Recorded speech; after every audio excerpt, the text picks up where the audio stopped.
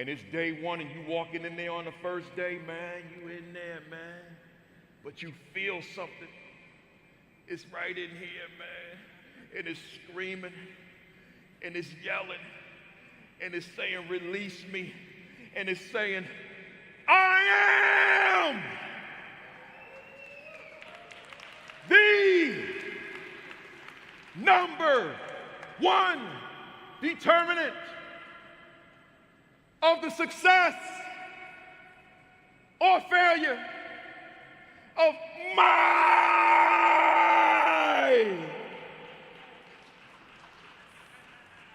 students.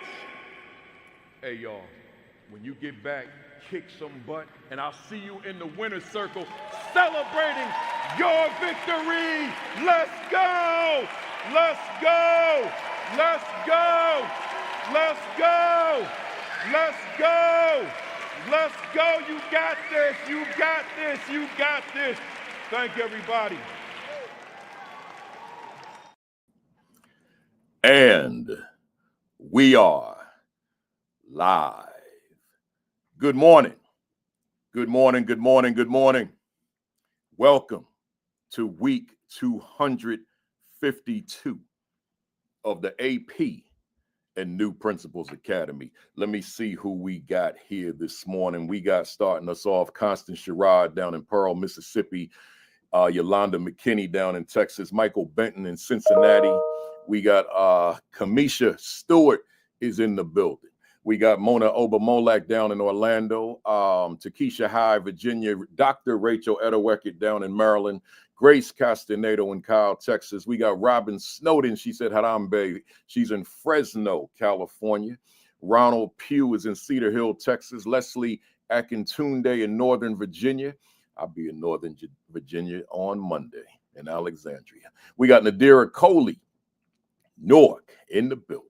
We got AP Patrick Lawrence.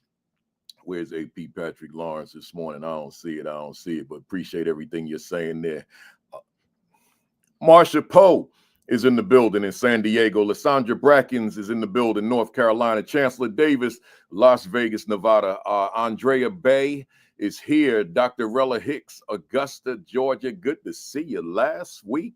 Dr. Hicks in Augusta, Richmond County School District. Tashika Truesdale, Atlanta, Georgia. Elizabeth Flipatos, I think that says, down there in Plainfield checking in. We got LaKenya Rowland is in New Jersey. Rodney Richardson, Hampton, Virginia. Dr. Sonia Matthew is in, where we at, Sonia? We got in Waldorf, Maryland. Dr. Sheikah Houston is in South Carolina. And speaking of Dr. Sheikah Houston, make sure that you check her out every Saturday morning with Dr. Tammy Taylor, 10:30 Facebook Live, preceded by Sean Hurt at 10 o'clock. Yours truly at 10:55. And then on Sunday nights at 7 o'clock Eastern time, Josh Tovar and Dr. Madi Moreno with the PDP podcast. We got, that's the Fantastic Four, by the way. We got Vashawn Hill, Plainfield in the building. Sherry Jones, Missouri City, Texas. Jasmine Harris is out in Cali. David Bell, Benton Harbor, Michigan. We all over the place. Where's my international folks? Where we have Vanessa Zeskin is in Connecticut. Wanda Harris, South Carolina. There he is. Sean Hurt, Detroit, Michigan. Samantha Monique Latvelez, she'll be on with me too. Coming up soon. I don't know the date, so I ain't even going to speculate. She'll be on from Newark. Angelina Owens is from Fayetteville, North Carolina. Shanavia Davis, always good when the former students check in as one of my students, middle school and high school. AP Patrick Lawrence is in the building. Oh, man, you called me the GOAT, man. I'm not worthy. John Herricks, Denton, Texas, is in the building. Tony McClenny, Battle Creek, Michigan. The queen of the castle. I got to do it like this, y'all. The castle. Kimberly Broughton Kafele is in the building. I think I'm going to end it with her. I think I'm going to end it with my wife today. I got to at least say that. I mean, I'm ending it with my wife, but I got to yell at Vincent Stallings, man. He said, yo. And Dr. Vincent Stallings, I'm just going to say, yo, back at you. I called you last night while I was sitting on that plane and you ain't hit me back. So, yo, back at you. Other than that, y'all, hey, man, Let me formally greet everybody by saying good morning. Greetings. Welcome to week 252 consecutively of the AP and New Principals Academy. And let me tell you something, man. I ask you every week, man, how you feeling? How you feeling? I know, just to piggyback off of Sean Hurt this morning, we dealing with a lot of stuff, man. This presidency is a little bit different. So and I'm not going, I don't get political on here. At least I try not to. Y'all know I slip sometime, but I won't today. But so I know that can impact us mentally. But I'm gonna tell you something.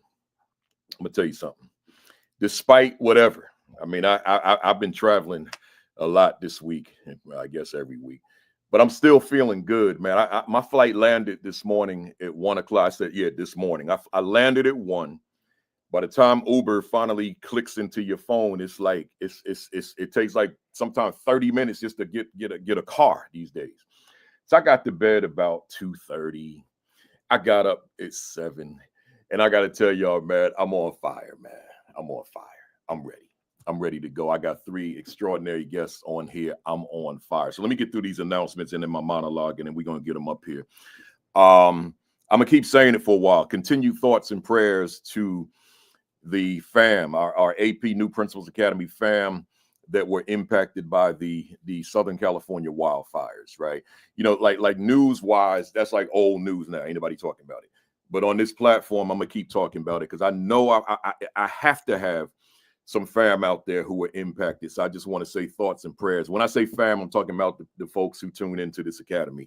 So to the fam first, and then just to the people out there in general, thoughts and prayers are with you from the AP and New Principals Academy. Shout out to Cherokee Charter Academy in Gaffney, South Carolina. We had a great time this week. Shout out to Pine Hill Middle School in Richmond County, Georgia. Hornsby Middle School in Richmond County, Georgia, Richmond Hill Middle School in Richmond County, Georgia. Shout out to those staffs. Had the opportunity to spend time with them, and shout out to the administrative teams as well. And then shout out to the ESEA Title I Conference in Austin, Texas, which is where I was yesterday. Had a good time with the folks, man. We just let it rip, man. We just talking instructional leadership. I can't think of anything more important to talk about as it relates to teaching and learning to leaders than instructional leadership. So shout out to all them folks and whoever I'm going to see, wherever I'll be next week. I don't have my schedule on the top of my head. I know I'll be in Cleveland. I know I'll be back in Austin. I know I'll be in Alexandria, Virginia, but there's somewhere else. Shout out to y'all. I'm bringing fire when I get there.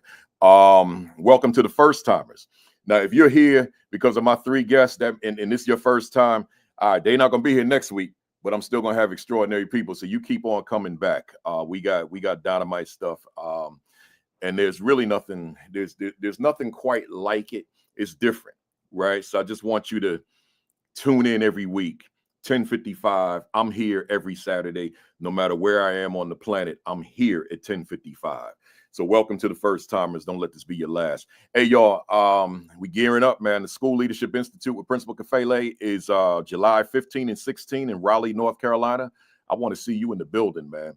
July 15 and 16, we're gonna take this show to Raleigh, North Carolina. Go to principalkafele.com, scroll down to where you see it says School Leadership Institute. We're calling it the Instructional Leadership Institute this year. And for 2 days, July 15 and 16, from 9 to 4, we talking instructional leadership. So you want to be there. Superintendents out there watching, come too and bring your team with you, right? But we're going to be in Raleigh.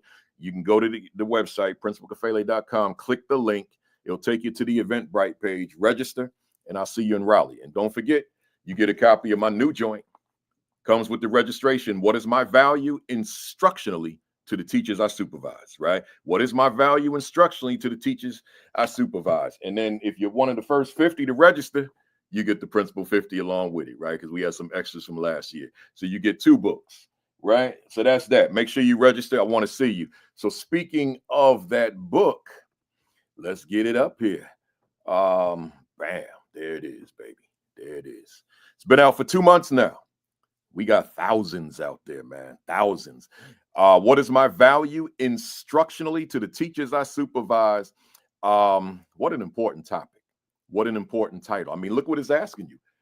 Here's the mirror. What is my value? Not what is my value to the teachers I supervise. What is my value instructionally to the teachers I supervise? That's a different question. So you can go to Amazon right now. Like, go to your other device, go to Amazon, get your copy. Go to ASCD, my publisher, get your copy. And as I always say, ain't no shame in my game. We live in an algorithm-driven world. Rate my book. Give me them 5 stars, right? Give me them 5 stars. And give me a review. I promise you, ain't nothing about this book that you're going to say, this wasn't helpful, this wasn't good. Nah, this is going to make you a better instructional leader. There's no doubt in my mind. All right. And as you see, ain't no shame in my game either. So let's go back here. Where we at? I'm at the monologue. Here we go. Listen, y'all. I got a 2-parter, right? So I want you to just bear with me. I asked my guests, do they got time on their hands? And they said, yeah. So I got a 2-parter, right? I had a 1-parter, but then something happened in my head last week. And I said, I got to give you these 2 parts. So look here. Today is the last Saturday of Black History Month. And last week, for those of you who are with me, I gave you my top 5 books for someone who has not read, right? Not my top 5 books, but just my top 5 for someone who, like, I don't know anything about Black history. I don't know where to begin. And so I gave you these 5. I said, Before the Mayflower by Lerone Bennett Jr. I said, From Slavery to Freedom by John Hope Franklin. I said, Introduction to African Civilizations by John G. Jackson. I said, How Europe Underdeveloped Africa by Walter Rodney. And then I rounded it off with The Miseducation of the Negro, right? But for today, like, now that person is like read those and said, I need more. I need more. Let me give you a little more. I'm gonna give you 5. These are not necessarily like my next 5. This is just 5 I pulled off the shelf. You see the books are leaning a little bit because I pulled them off the shelf. And I said, I want you to read these. So in my tribute to the last Saturday of Black History Month, let me give you these 5 right quick.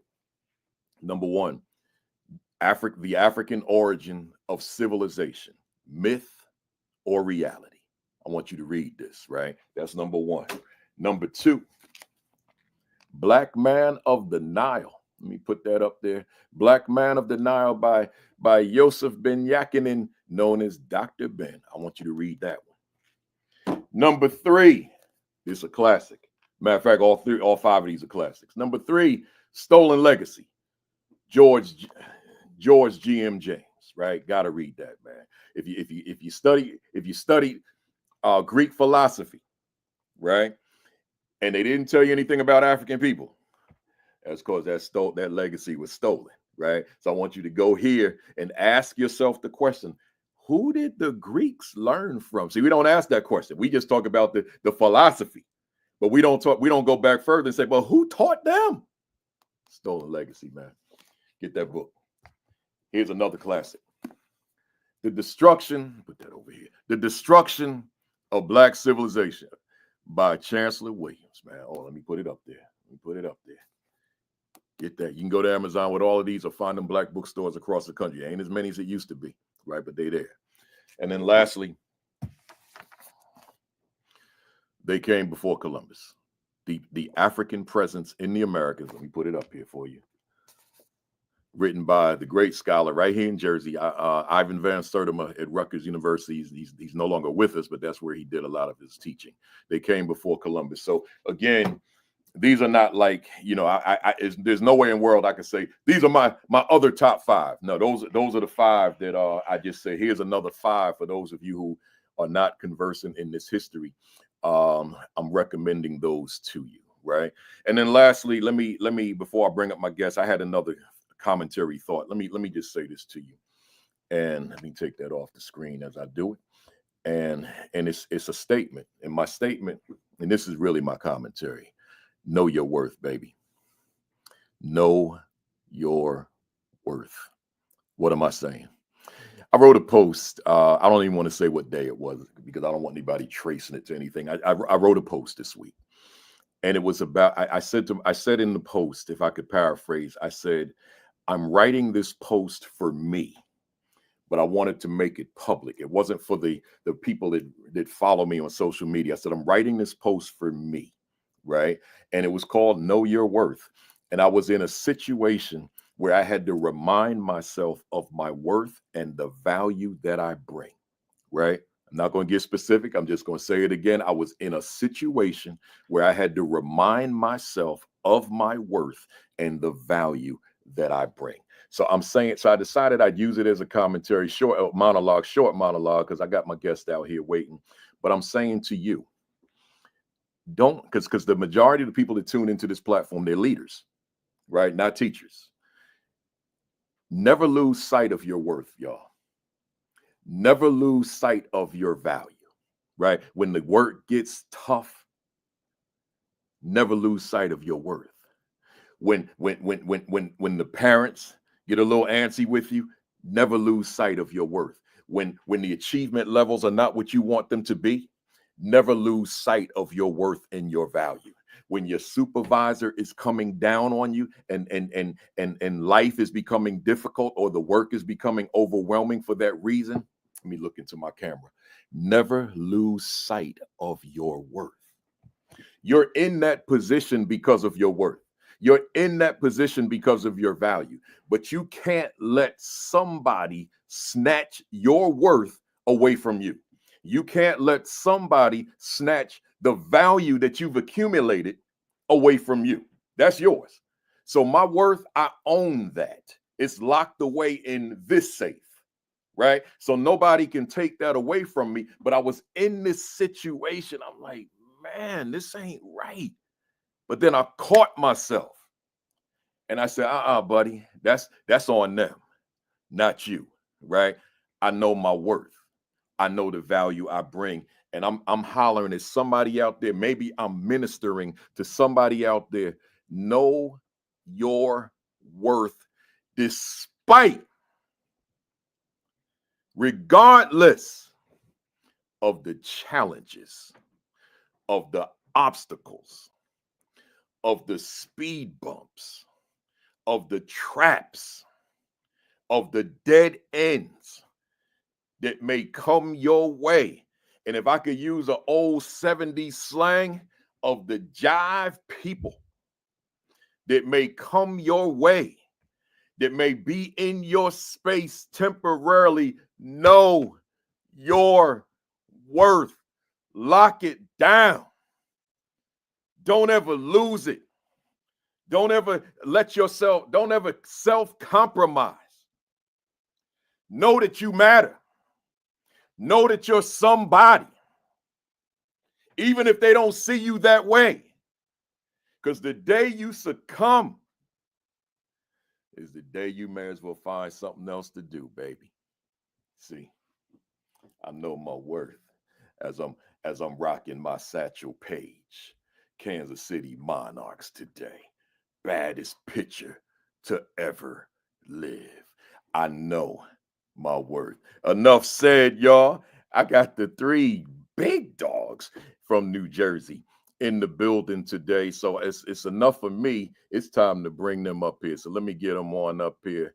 Let me get them on up here. Let me get them on up here. Oh, man, we got the 3 superintendents. We got the brothers, man. Someone said to me, they said, should I bring one of the sisters? No, not for this one. I said, I'm bringing 3 kings to round out Black History Month. We got Dr. Gerald Fitzhugh from Orange, the second from Orange, New Jersey.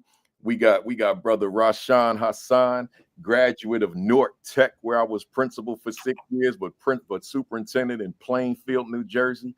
And we got Superintendent Erskine Glover, superintendent in Hillside, which I actually went to Hillside High for a year. Let's say y'all know my story. I showed up at Hillside High School. I don't know if I went to Hillside, but I showed up. But there's no legacy at Hillside High School, but there is a yearbook in the principal's office because I was there a few years ago, and she showed me there was my picture from sophomore year. So I got a little connection to Hillside, y'all. Hey, brothers, good morning to you. Good morning. Happy Saturday. Peace. Glad to have y'all, man. Janabu said, all heavy hitters. Yeah. That's right, brother. Janabu, Principal Williams, North Tech. Yes, sir. Yes, sir. Building. And let me read these bios. Hey, to the fam out there, Dr. Gerald Fitzhugh, he sent me the long joint. It's actually a short compared to what he has, and so it looked short when it was on my phone, but when I printed it out, I said, "Oh my God!" I'm gonna read real fast, y'all. He said he put it in the first person. During my tenure as educator, I have had the opportunity to teach and/or supervise on elementary, middle, and high school levels. Additionally, I have extensive leadership experience, including but not limited to building level, as well as central office K-12. My experience, including but not limited to I said that already. My philosophy of fostering distributive style of leadership and facilitating a culture of high expectations for student achievement has been the foundation of my success.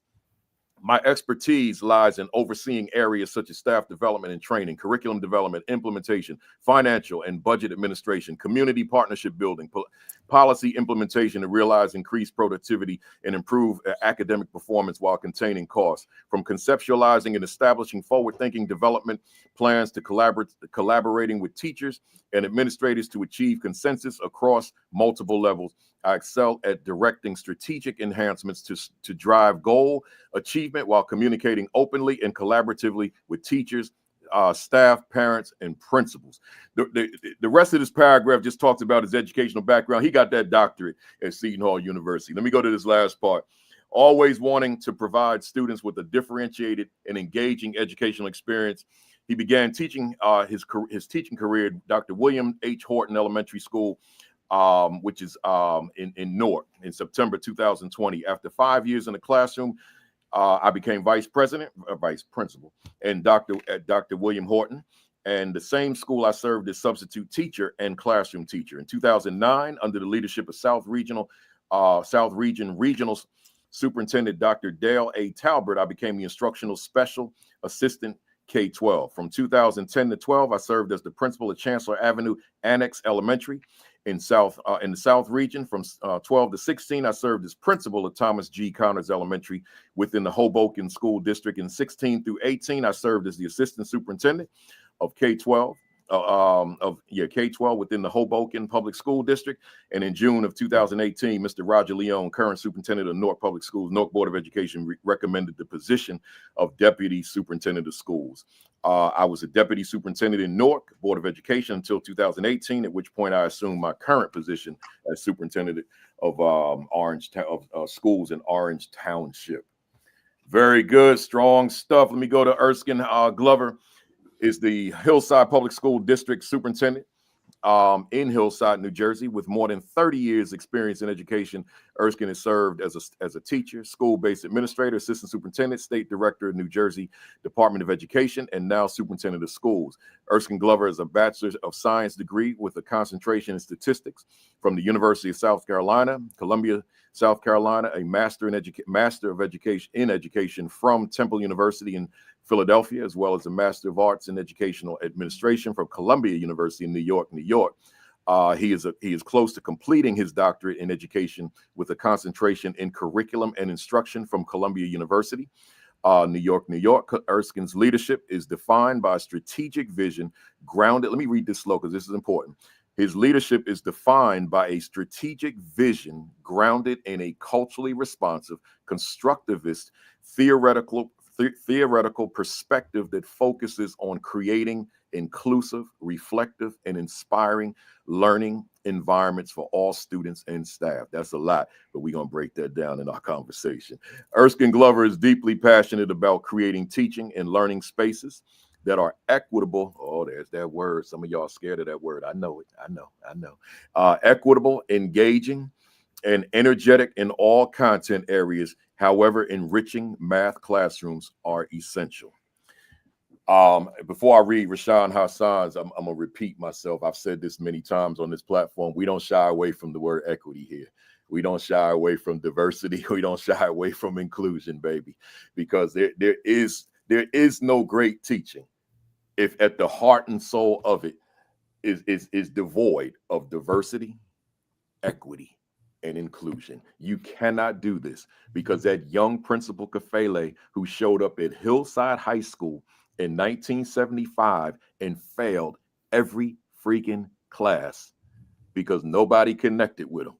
So he didn't understand the significance of being there. If someone had connected with young Principal Kafele via diversity, equity, and inclusion, I'd still be where I am now, but I would have gotten there a lot quicker, right? So let me go to Rashon. It says, Hasan, as superintendent of the Plainfield Public School District, Mr. Rashon Hasan is passionate about public education and ensuring academic excellence for all students. Mr. Hasan comes to Plainfield with more than a decade of managerial experience in education and business administration.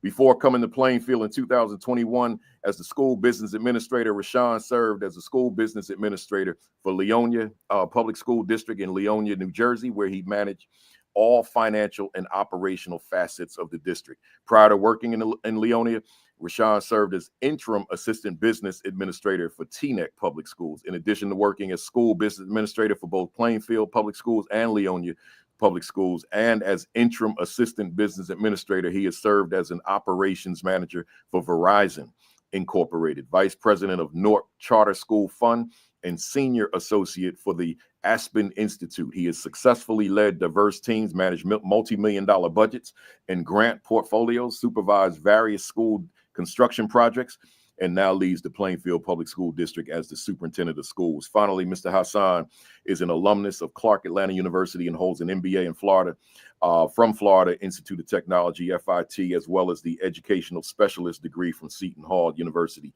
He is an advocate for public education and student, and is a former president of the Newark Board of Education. Let me say that again, former president of the Newark Board of Education, in which he held the roles of board chairperson of the Finance Committee, and supported and led many initiatives for the improvement of Newark public schools. Mr. Hasan currently resides in Union County, New Jersey, with his wife and 3 children. To the fam out there, that's it. We ready now. We ready. Do me a favor, y'all, out there in the community, in the fam. Hit the share button for me. Hit the share button, hit the retweet, hit the repost, tag somebody, text somebody, call somebody, holler at somebody downstairs in your crib. Let them know we are here, we are live, and we are ready to go. I see Sancha Gray in the building. Good to see you. And Deetria Smith-Sneed. Good to see both of y'all. Those are my buddies. So here we go. Here we go. I want to ask you all the same question, all 3 of you. The three of you brothers have reputations that precede you, right? And you may not admit to that, but I know that, and a lot of people know that about you. Not only as superintendents, though, but in the various capacities upon which you served, right? So with that, Dr. Fitzhugh, I want to start with you. Thinking about you as an educator outside of you as a human being, just as an educator, give us a sense of who is Dr. Gerald Fitzhugh. Unmute. Oh, you ain't coming through. Okay. There you go. Can you hear me? Yes, sir. All righty. I'm about children first. I make a point every morning before I come to the office to stop at schools and engage with students and staff. The why, right? The purpose is the why. And why I do what I do every day is to make an impact on students to ensure that they have a winning chance in this society, right? Ultimately, we want to make sure that they can compete with their like peers, whether they are in suburbia or in urban America, right?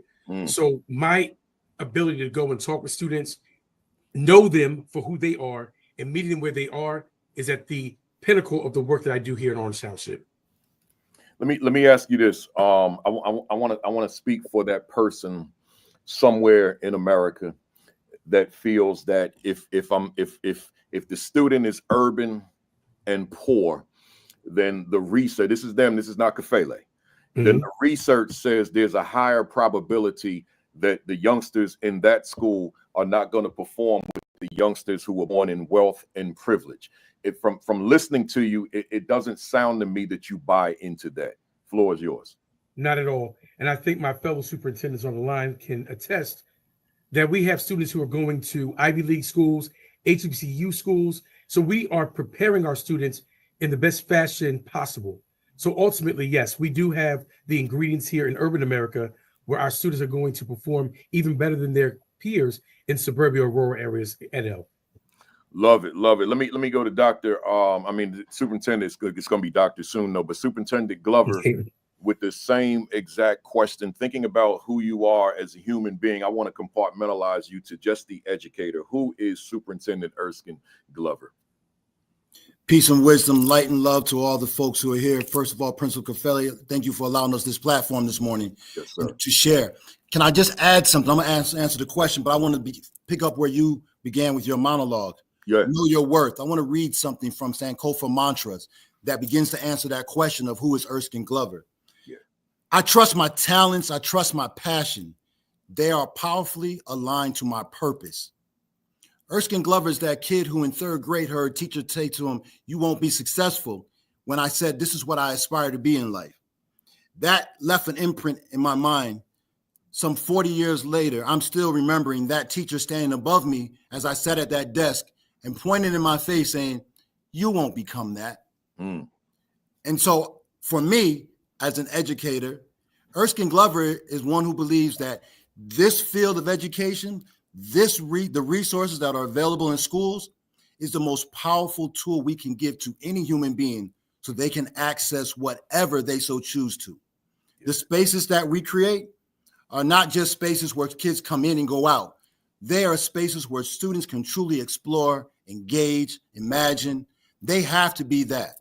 I was one who imagined. I never imagined being an educator. Never. My degree is in statistics. I love math. Mm. Here I am sitting as a superintendent. If you had asked me that, never. If you had asked me, was I going to be a teacher? Never. Right. I love this profession. I love this career. So if I leave an imprint on the minds of the folks listening and saying, who's Erskine Glover? Erskine Glover is that child who remember that adult who remembered his childhood, the good, the great, the excellent, but also those things that inspired me to be better than what people believed I might be, whether it be for the color of my skin, the zip code that I came from, or the people I associated with. Erskine Glover today stands and says that we as educators have to always remember to trust our talents, trust our passions, and make sure they are powerfully aligned to our purpose. Strong stuff. And it's I was saying to you brothers off camera that we tend to go 2 hours plus. Like a couple weeks ago, we went 3 hours. And the two of you already said so much that wants to take me off my script. So I'm gonna try to keep myself disciplined and not have the other conversation that's coming out of what you said right now. So let me go to Superintendent Hasan and the same question, Superintendent Hasan. Outside of who you are as a human, just you as an educator, who is Superintendent Hasan? Yeah. As an educator, I'm one who believes that our students can accomplish anything that they set their minds to. I believe public education has to be revolutionized, and it is my goal to flip public education on its head so that we can recreate the possibilities for our students. And lastly, I would say I'm a manifestation of many of the great leaders who've come before me and continue to do this great work. Right. So you read the bios of Brother Glove, of Dr. Fitzhugh, but also, when you think about my bio and my experience, I watched these gentlemen do their thing and put in great work. You know, when I was a board member, Brother Glover was an assistant superintendent in that school district. I was an intern at Seton Hall University, and I remember going up to Hoboken, working with Dr. Fitzhugh so that I can learn more as it relates to curriculum and instruction. So I've been able to take all of those experiences and kind of package them together to give me a more holistic perspective of the education space. But when I do this work, it's not just my thoughts or my ideas. It's a manifestation of those experiences that I was able to gain throughout my career because I sat at the feet of so many great people who have done this work before me and continue to do this work each and every day. That's strong. That's powerful. That's a powerful tribute to the two of them and to so many others that are in your life and in all of our lives as we strive to get to wherever it is we're destined to be. Dr. Fitzhugh, your bio, I want to quote it. It says, "My philosophy of fostering a distributive style of leadership and facilitating a culture of high expectations for student achievement has been the foundation of my success." That's a whole workshop right there, right? My question to you, what advice do you have for that principal out there that's watching now, that assistant principal that will become a principal, that aspiring leader that wants to be in the shoes of a principal? What advice do you have for that person out there who lacks a distributive style of leadership and has not facilitated a culture of high expectations for student achievement? Where does this person begin? Unmute. They could begin by watching the podcast, right? Because ultimately, we're going to give them the tools for them to understand the importance of distributed leadership. You have to surround yourself with folks that can do work and do great work and be a product of the mission and vision of the district, right? And also believe in what they're doing. So there's a trust piece that is so important. And so I just want to continue to kind of intimate that throughout the course of the conversation. Yeah. There has to be a level of trust and also an alignment to the academic regimen that we have in place in our schools, understanding the underpinnings of what is critical to moving students pedagogically, but more importantly, ensuring that students have a winning chance. And the three brothers, including myself, right? The three of us, we have a vision of just that. We want greatness for our students. And as you had intimated, Principal Kafele, one of the most important pieces is being present, right? So the way that you provide that distributed leadership piece is one, the most important piece to me, is being visible. You can't lead from the White House, right? Which is the administrative building. You got to lead from the schoolhouse, right?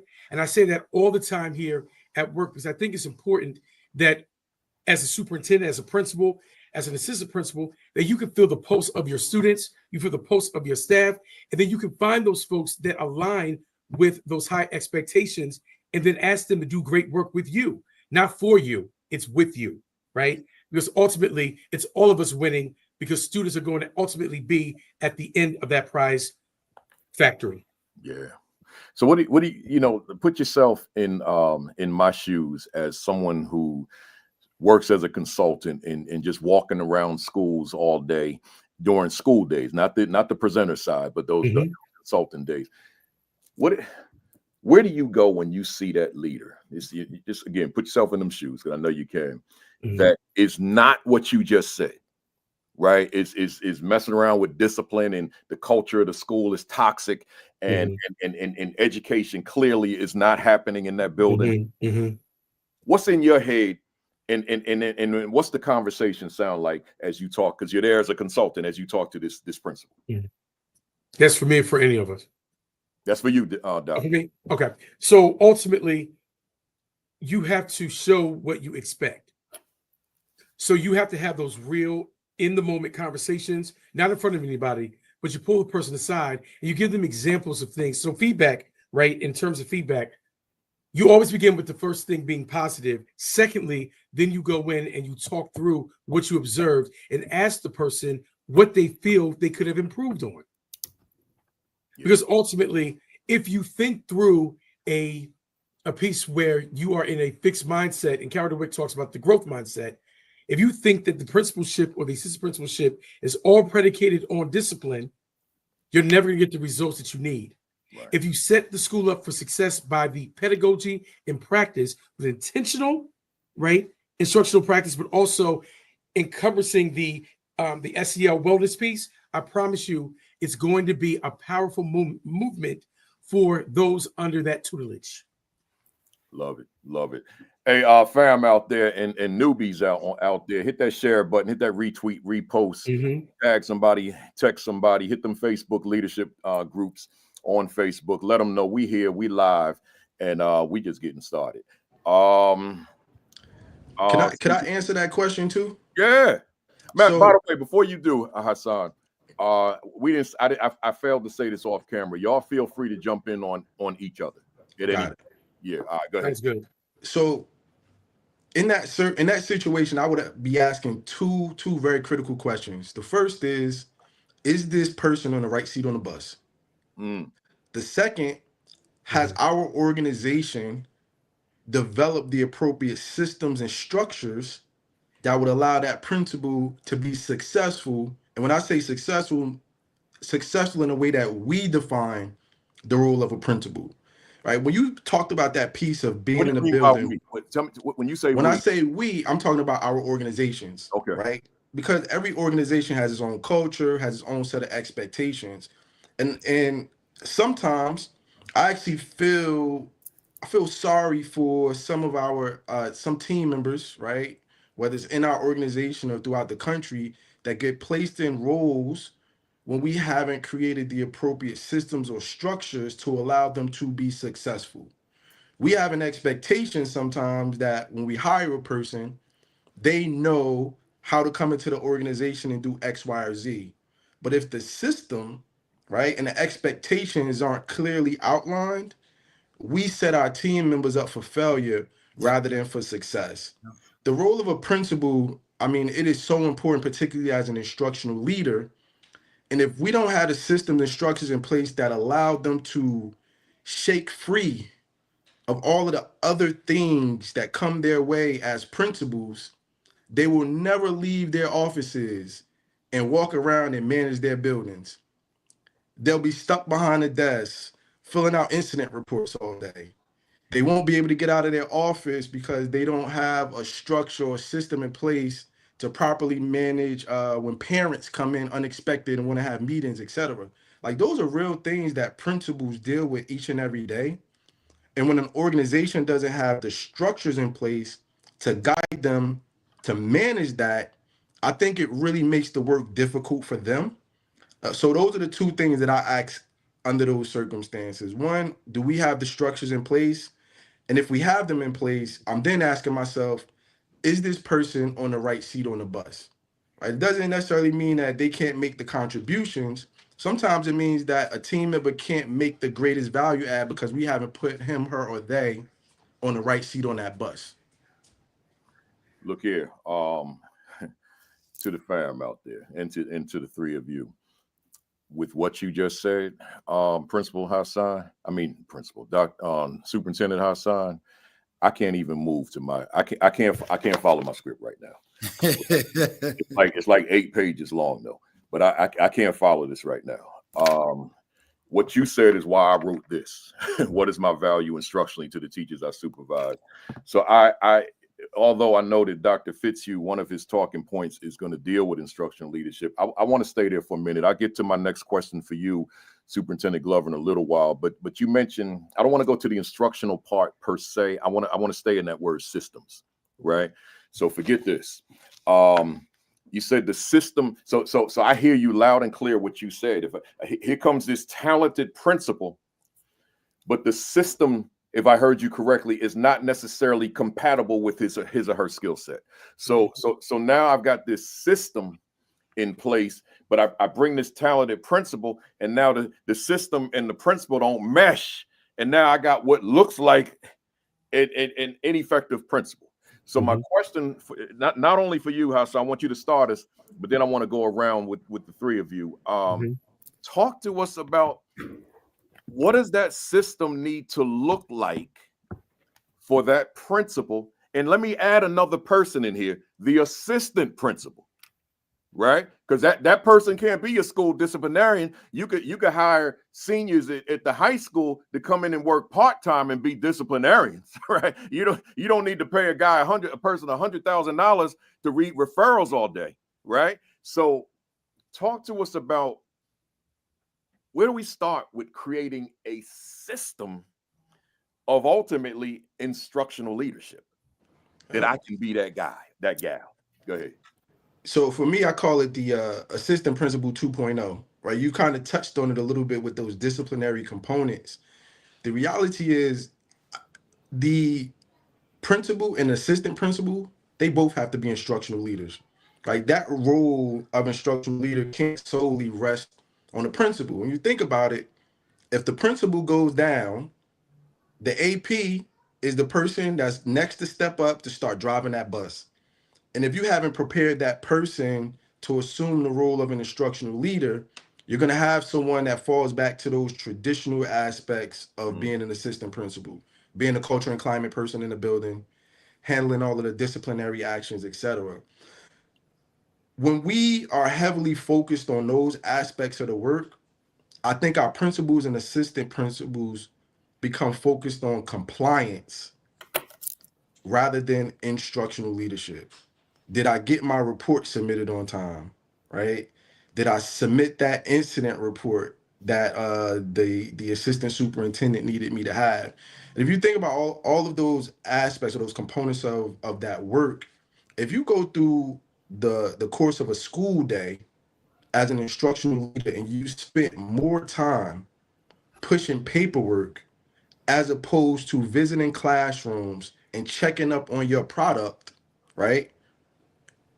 All bets are off. We've already lost. We're already at a disadvantage. And I think when I talk about the systems and structures, I think whenever we put a system in place to support principals and assistant principals, that system should allow them to spend more time on the value added activities. That is monitoring the instructional quality in their buildings, that is providing real time coaching and feedback. But again, they can't do that if we are pushing them to do more compliance work on a daily basis. And it's easier said than done sometimes, but that now I think goes to how we structure the organization as a whole to support them. Love it. Love it. Woo. That's a lot there. Superintendent Glover, jump on in here. Yeah, thank you, brother. So Brother Hasan has been captioning it. So let's go to school, right? We're in an academy. Arriving to the chair of assistant principal and principal is a great accomplishment. Let's not sell that short. There are so many who believe just arriving and showing up means I'm the leader, everybody will listen and follow. So this is the first part. The mindset of the assistant principal, vice principal, and the principal, you have to say, I've shown up, we celebrate, we clap, we applaud, now let's get to work. You have to come with the mindset that I'm still growing in this chair. Whether your first year or your 15th year, you are still growing in the chair. Mindset number one is for you to walk up, show up, and arrive as I'm coachable. Understand that I'm coachable sitting in this chair.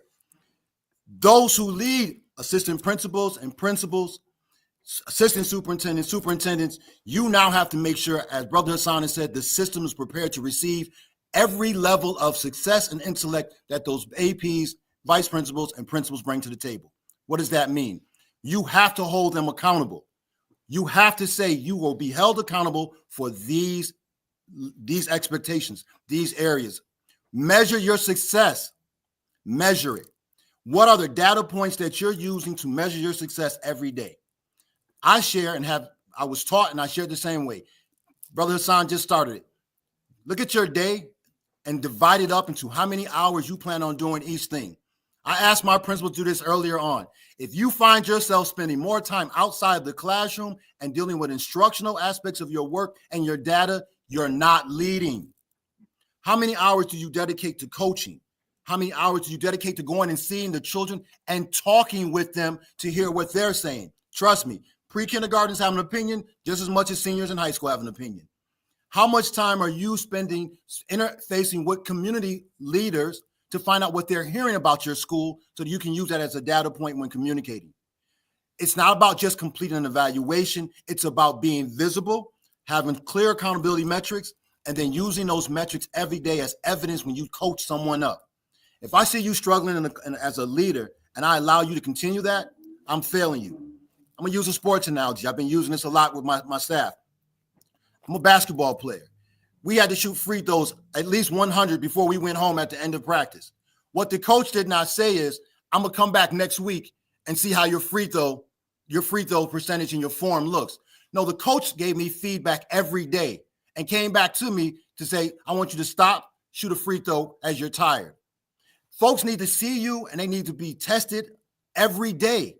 It's not a punitive test. It's a test to make sure that you're getting support. We have to do the same thing to our principals. I come into the school, I'm asking you a question, not because I want to get you. I want to see how you're thinking about a situation that may be unique to that day, or it may be something based on prior experiences. Yeah. Woo.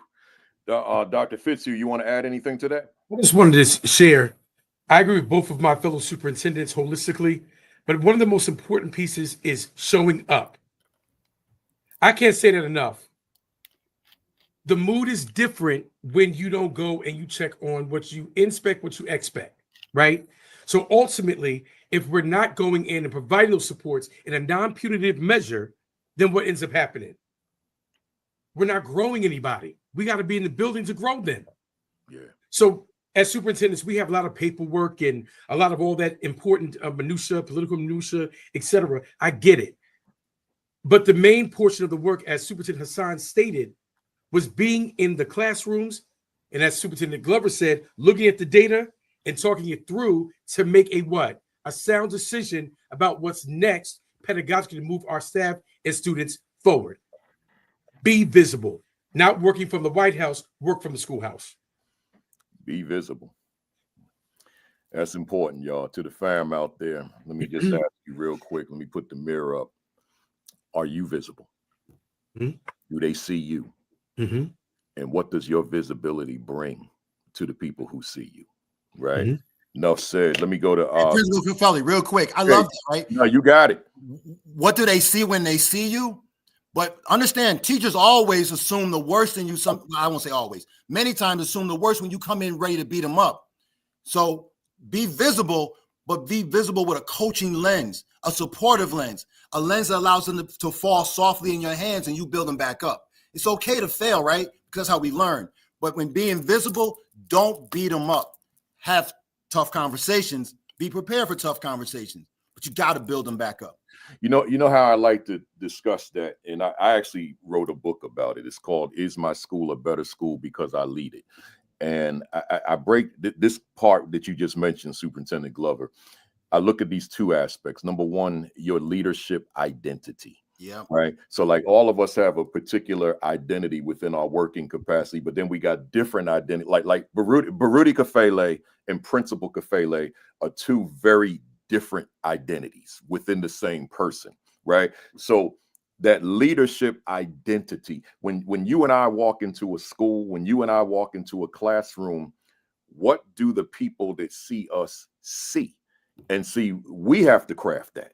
Because if the public crafts it, then you got the brand identity and the brand image clashing, and the brand image, the one they create, is the one that's going to supersede versus the one that we have in our imagination, right? And then I couple that with the brand presence, right? Like what are we representing when we walk into the space? So now, given what you just said, Superintendent Glover, when that person sees us, we already know what they see, right? Because we've crafted the identity, we've crafted the presence, and then we stay consistent with it. Like I really pride myself on being a motivator, right? So I want my identity to be such that when you see me, man, Kafele gonna fire me up with something, right? That's just who I want to be. I don't want people to look at me and like, this guy frightens me, man. This guy is intimidating, all that kind of. I don't want to be that.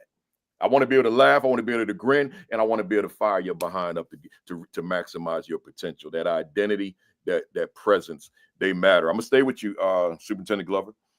I want to read from your bio.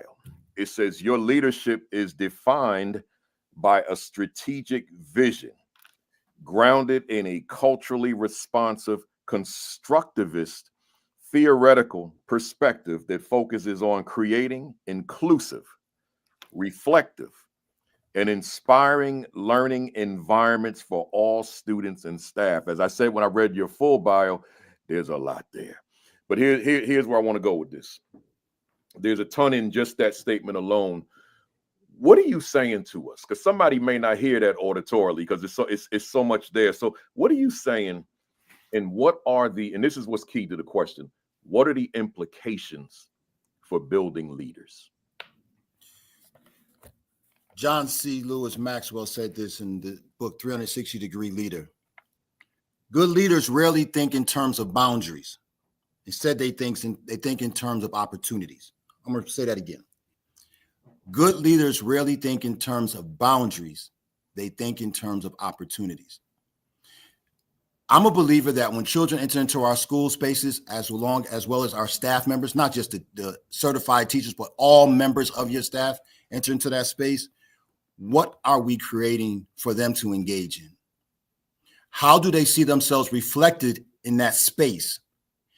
Let's think about the teacher. I remember walking into a space one day and I was the only male, a black male and black person in that space. Was I comfortable in my skin enough to say I'm still going to deliver the same content? Who was I going to go and talk to that I felt comfortable enough to be able to engage in a conversation that would make me feel complete and whole, my identity recognized when I walked in that space? When I think about creating culturally responsive, constructivist spaces, spaces that are engaging, innovative, I want our staff and students to feel that when they come into our space of learning, teaching, educating, they can be creative. They have people that look like them, appreciate them, and help build them. I want them to recognize that learning is not just a monolithic way of doing things. You can learn in various ways, right? See me, understand me, hear me, but I want you also to see, hear, and understand the other people around you. So as a leader, you have to understand when you walk in, you can't forget who you are. You don't drop your identity, but there are so many other people you're going to interface with. So as a leader, you got to say, how do I interface with those who may have different perspectives? But we still want to get the work of building our students, building a great culture of learning. And it can't be stale. Every year you get new students, right? But I say every day that child comes in with a different experience. Something happened last night that might have been exciting or that may have also hurt them. Yeah. No matter what your zip code is. Yeah. What does it look like to construct an environment so they still can build, engage, use their hands and their minds simultaneously, collaborate with a partner sitting next to them? I visited a school in Linden the other day, one of my colleagues, shout out to a sister, my superintendent in Linden, and I was in a kindergarten classroom and they were collaborating, having fun, using a digital device, stopped to engage adults in the room and explain their thinking. And I sat back and I said to a group of us who were in there, this is what school's supposed to look like. They weren't just expected to sit there stoic. They were building, creating, designing, talking, laughing, everything that we want school to be about, right? That's what I want schools to look like when I say create constructive spaces where their ability to think, have fun, explore is respected, appreciated, and built upon. So that by the time they hit that post-secondary college or career space, they're confident learners and then they can do whatever.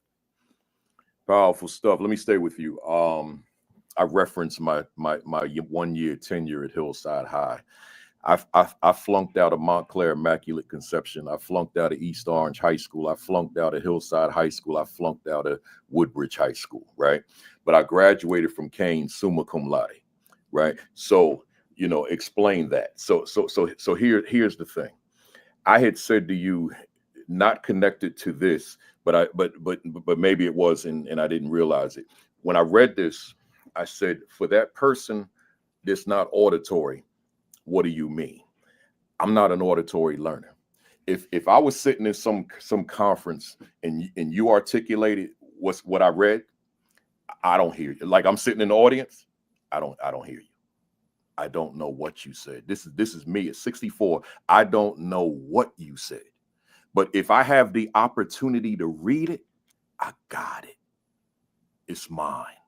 Right. So given what you have in here, and the reason I was able to graduate summa cum laude is because for whatever reason, I don't know how to this day, I wrote verbatim everything that those professors said in those lectures. And then I looked at the textbook and underscored everything in the textbook that coincided with what I wrote, my notes. And I studied that way and never got under an A- on an assessment in those years at Kane University, Kane College in New Jersey back in them days. So I took the auditory and made it visual and thereby made it simple, easy for me to learn so that I could go back to reading this kind of stuff. Right. So because I spent more time here than I did reading them textbooks. Right. But that's a whole nother conversation. So here's the thing. Talk to me, Superintendent Glover, and anybody want to chime in. How do you ensure, given what you said, that the young principal Kafeles of your district, because I promise you, the three of you got them in your district. Absolutely, without a doubt. Who has the capacity to write 14 books, right? It's you have them. So my question to you, therefore, how do we capture that kid and not lose that kid, thinking that kid, he's apathetic, he don't want it, his family's jacked up, all that kind of mess that people say. Build a relationship. Bingo. Build a relationship. Hey, that's the answer. Number one. You hit it first. Number one. I agree, Glover. I agree. Hey, that's the answer. My dissertation is all around this. It's what's the relationship that your district, your school, you as adults want to have with our kids?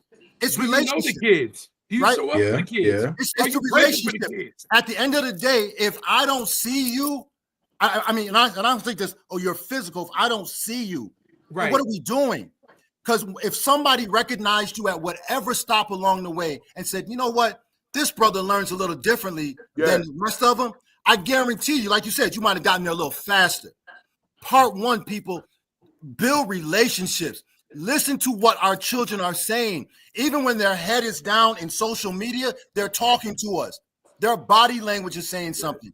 I'm sure you had your hoodie on your head one day. Maybe you had your hat. Maybe you was trying to be too cool, talking to the girls talking to the guys. Whatever it was, somebody failed to miss the cue. So build that relationship. That's number one. Mm-hmm. And then once you build that relationship, go hard, go heavy, and hold them accountable, you the student, to what they want to become. Like if I know you love literature, I'm gonna find every book that inspires you and put it in front of you. And I'm gonna read it with you. We're gonna talk about it. And I'm gonna talk to your parents or whoever's the closest one in your community that's gonna connect with you to say, hey, your teacher's on top of you about this, right? But brother, relationship, build that relationship. I love it. Anybody else want to jump in there? Yeah, I just have to say this one thing. I know Hasan is ready, but I always say that when you go to the schools, no matter how busy you are, sit in the cafeteria, go to the media center, right? Go in the classroom, just talk to the kids. And if you know them and they know you, that means that you have made an impact. It's important that the children know who we are as a principal, a vice principal, a teacher, security guard. Why? Because they have to know that we care about them and we love them. Some of what we give them is some of the best advice that they may get all day long. So we have to make sure that we're living in our truth and being in our truth every single day and showing up and showing out for our staff and students. Love it. So I would give these 2 points. One, don't be lazy with their learning.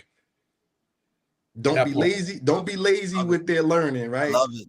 Yeah. Don't give young Kafele the same experience that you gave young Fitzhugh the second. That's right. Right? Yeah. When I do that, I'm that's that aspect of lazy education. It's easy for me to group you all together and give you that same experience over and over again. Right. So at the front end of the show, you brought up that word equity and you talked about it, right? And some people shy away from it. But that's really what we're talking about. That's it. Making sure that every student, equity, right? Personalized learning experience. Meet me where I am. Meet me where I am. And as we continue to build personalized experience for students, the other layer to that is ensuring that that information that we've learned about our student is rightfully shifted to the next person that is in charge of the student's educational experience at the next level, right? And what I mean by that is if I'm your 5th grade teacher and Brother Glover is getting you in grade 6, you shouldn't have to start that experience from ground zero, because there should be a smooth transition where I'm effectively communicating, and we should have the system and structure right, already in place that allows that to happen in our organization, right? And we're working on this in our district, and that looks like an academic performance plan that's personalized to a student that will be able to be passed along from one grade to the next. Your lead person who's overseeing your after school program would get that. Students, they don't like this whole stop and start, right? And that's what we do when we're not talking as the adults, right? So that student who had a breakthrough last year and was able to effectively communicate with their teacher to say, listen, I need something different, right? I need you to introduce a couple of YouTube videos in class and not sit up front and lecture me for 40 minutes because I'm not getting it. They had a breakthrough, but guess what? If that teacher doesn't share that information with the next teacher that's up, guess what? That student's probably going to go through half of the school year with another teacher that's standing in front of the classroom, lecturing them for 40 minutes, and they never get those YouTube videos or those other components that could really connect them to the work. And I think we struggle with that sometimes because in some instances, the systems aren't in place to make that happen. And I see Gene Broly just put in here, DEI is personalized education. You are absolutely right. Because when our students come into our schools and our organizations, they shouldn't have to remove layers of who they are in order for them to fit into our organization and our structure. We should be meeting them exactly where we are. In Plainfield, we believe this: nothing for them without them. I'm gonna say that again: nothing for them without them. And let me take it a little further on that. I strongly believe that our school districts are in fact businesses, right? Not in a traditional sense, but we are there providing a service, right?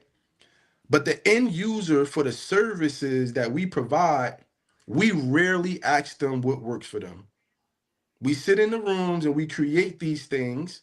We now bring them to them and say, hey, you're going to use this program X, Y, or Z, but we never ask them what worked for them. You think about any other industry that exists, whether you're talking about the telecom industry, the entertainment industry, if the customer base in any of those other industries said they did not like something, they would automatically change it and make sure they created something that the customers want. We don't do that in the education space for our kids. And in some instances, we're not valuing them because they're children, right? What do they know? We're the ones with the college degrees, right? We're the ones who are the doctors and got the advanced degrees. We know more than these children do. But the reality is they know what works. If we ask our children what they need to be better connected in our school communities, tell us. If we ask our students what types of programs or initiatives they like to see, they tell us. When I visit and I have my monthly advisory council meetings with our students, I ask students about the type of learning experiences they want. And the vast majority of our students have told me they want project-based learning experiences, things that connect them to their communities, right? So if we bring our students to the table and make them partners in the work, I think we can have greater outcomes. So to your point, that younger Kafele, if someone would have sat down and asked you those questions, you would have got to that point of success a lot faster because someone would have taken the time to ask you that, as opposed to creating this cookie cutter experience that they were giving to everyone else. Love it. Love it. I want to stay with you, Superintendent Hasan. You said something that fed right into the question that I actually have in the script for you about being that business manager. You know, as a former school business administrator, your background in finance is beyond extensive. It's superior, just based on what I read in the bio. Although we want to think about principals as instructional leaders, and theoretically we would like to see assistant principals as full-time instructional leaders as well, but the reality is there's another important component as principal, as business manager, and as finance manager, right? So talk to us in that regard. Talk to us about the significance of principal and assistant principals being proficient business managers and finance managers relative to how they utilize, spend, create, build their budget. Yeah. So it's a great question. I want to start with a quick story. I think a lot of us might know Brother Jamar Mills here in New Jersey, right? And I was a board member in Newark. Jamar was the principal at Shabazz at the time. I went to his office just to check in, have a little visit with them. And at the time, there was this big budget binder they used to pass out in Newark that had all of the expense accounts in it, et cetera. And sitting in that room with him, he had an aha moment. He said, listen, I've been in this role Shout out to brother Kwahim Muhammad. He said, I did not know that I could transfer my funds from one account to another. Right. And literally, he said, I was here last year and there was money that was left on the table because I didn't know that I could transfer it from this expense line to this expense line to use it for a pressing need. So just that one small thing that he learned, it helped transform his experience as a principal, because it now helped him understand that during the course of the school year, if you need to adjust and make modifications to your budget, you can do so, right? We all know that things come up. If you're a principal, I'm sure you've gotten to a point in the year where one of your rock star teachers came to you and said, hey, I just heard about this this exciting opportunity for a field trip. I know I didn't talk to you about it in September, but I think it's great for our students.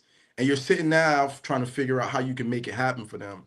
So one thing we always encourage our team members to do in Plainfield, as you go through the budget process, we manage the budget, we monitor the budget to actuals, right? Now, for those who aren't familiar with that term, it is the percentage of your budget that you've actually spent, right? So as we cut off spending in our district on March 1st, a part of the conversation with principals will be about money that's left on the table and whether or not they're big ticket items that they want to get accomplished for their school community. I would encourage principals and assistant principals to be well versed in this aspect of budgeting, because it's going to set the tone for your school community. All right. You don't want to be sitting across the table from a teacher and sit there looking like the deer caught in the headlights when someone is asking you to fund an initiative. Right. And your response is, well, I don't know. I need to talk to the business administrator or I need to reach out to the superintendent. Right. That's not the space you want to be in. You want to be able to sit across that table and to be firm in that conversation and understanding what the fiscal condition of your school community is. I don't care how many great ideas you have. Guess what? It always takes some type of fiscal resource to implement it, right? And if you haven't planned for those things, you're going to find yourself behind the eight ball. The last piece that I would add is that the budget development process, it is a community process, right? So you should, in fact, ask your teachers and other team members in your building what they would like to see in your budget. You should also ask your students and even ask their parents when you bring them in for your community meetings to ask them if there are things that they believe should be included in the school budget. And I think when you do that, you'll have a budget again that's well-rounded, and you'll have the support of your team members when you're going to implement that budget during the course of the school year. One thing you don't want to hear is that you are not effectively or efficiently distributing the resources. And here's what I mean by that. So we developed our budget in our school. I asked Dr. Fitzhugh if he had anything that he thought we should include in the budget, but I didn't ask Brother Glover. So now in your school environment, when they're sitting in that break room and Dr. Fitzhugh is talking about the extra funding he got because he pitched an idea for a field trip and that wasn't afforded to Brother Glover, now you're gonna have a mutiny on your hands. And your folks are gonna start to look like, oh, maybe it's a little bit of favoritism going on here. So you want to open that opportunity up to the entire school. And at the end of the day, once that budget is created, it's not just your budget as the principal, it's the school's budget. It's our budget as a collective. Love it. Let me stay with you.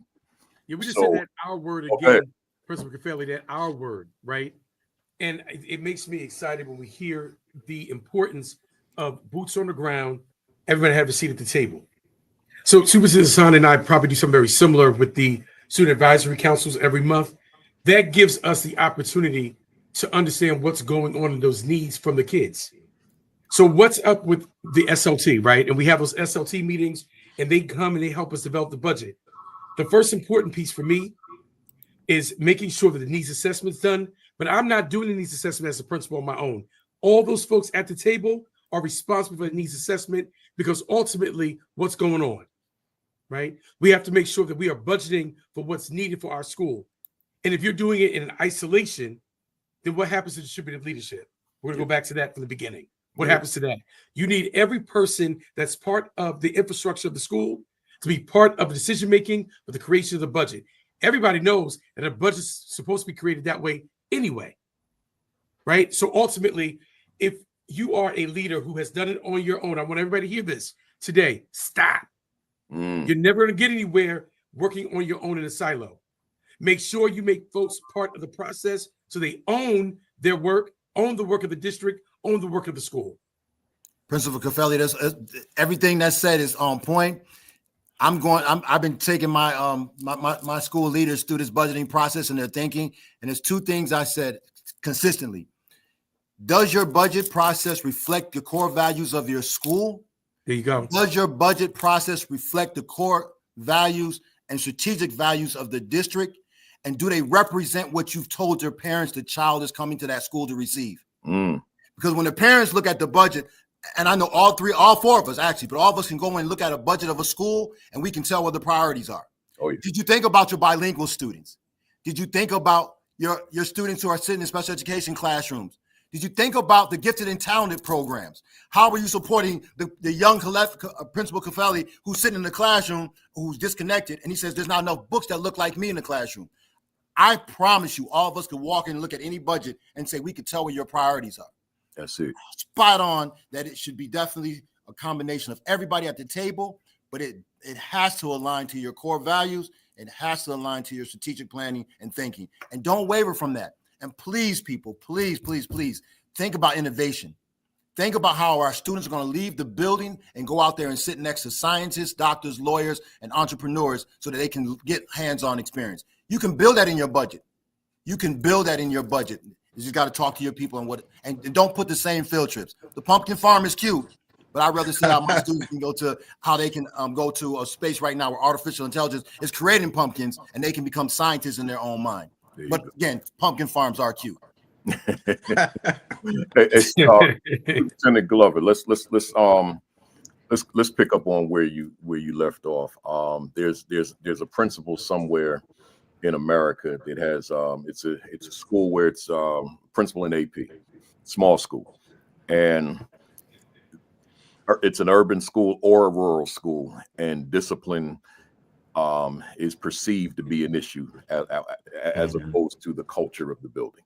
So now this principal is not utilizing this AP in a way that's preparing this person to be a finance manager, right? A business manager.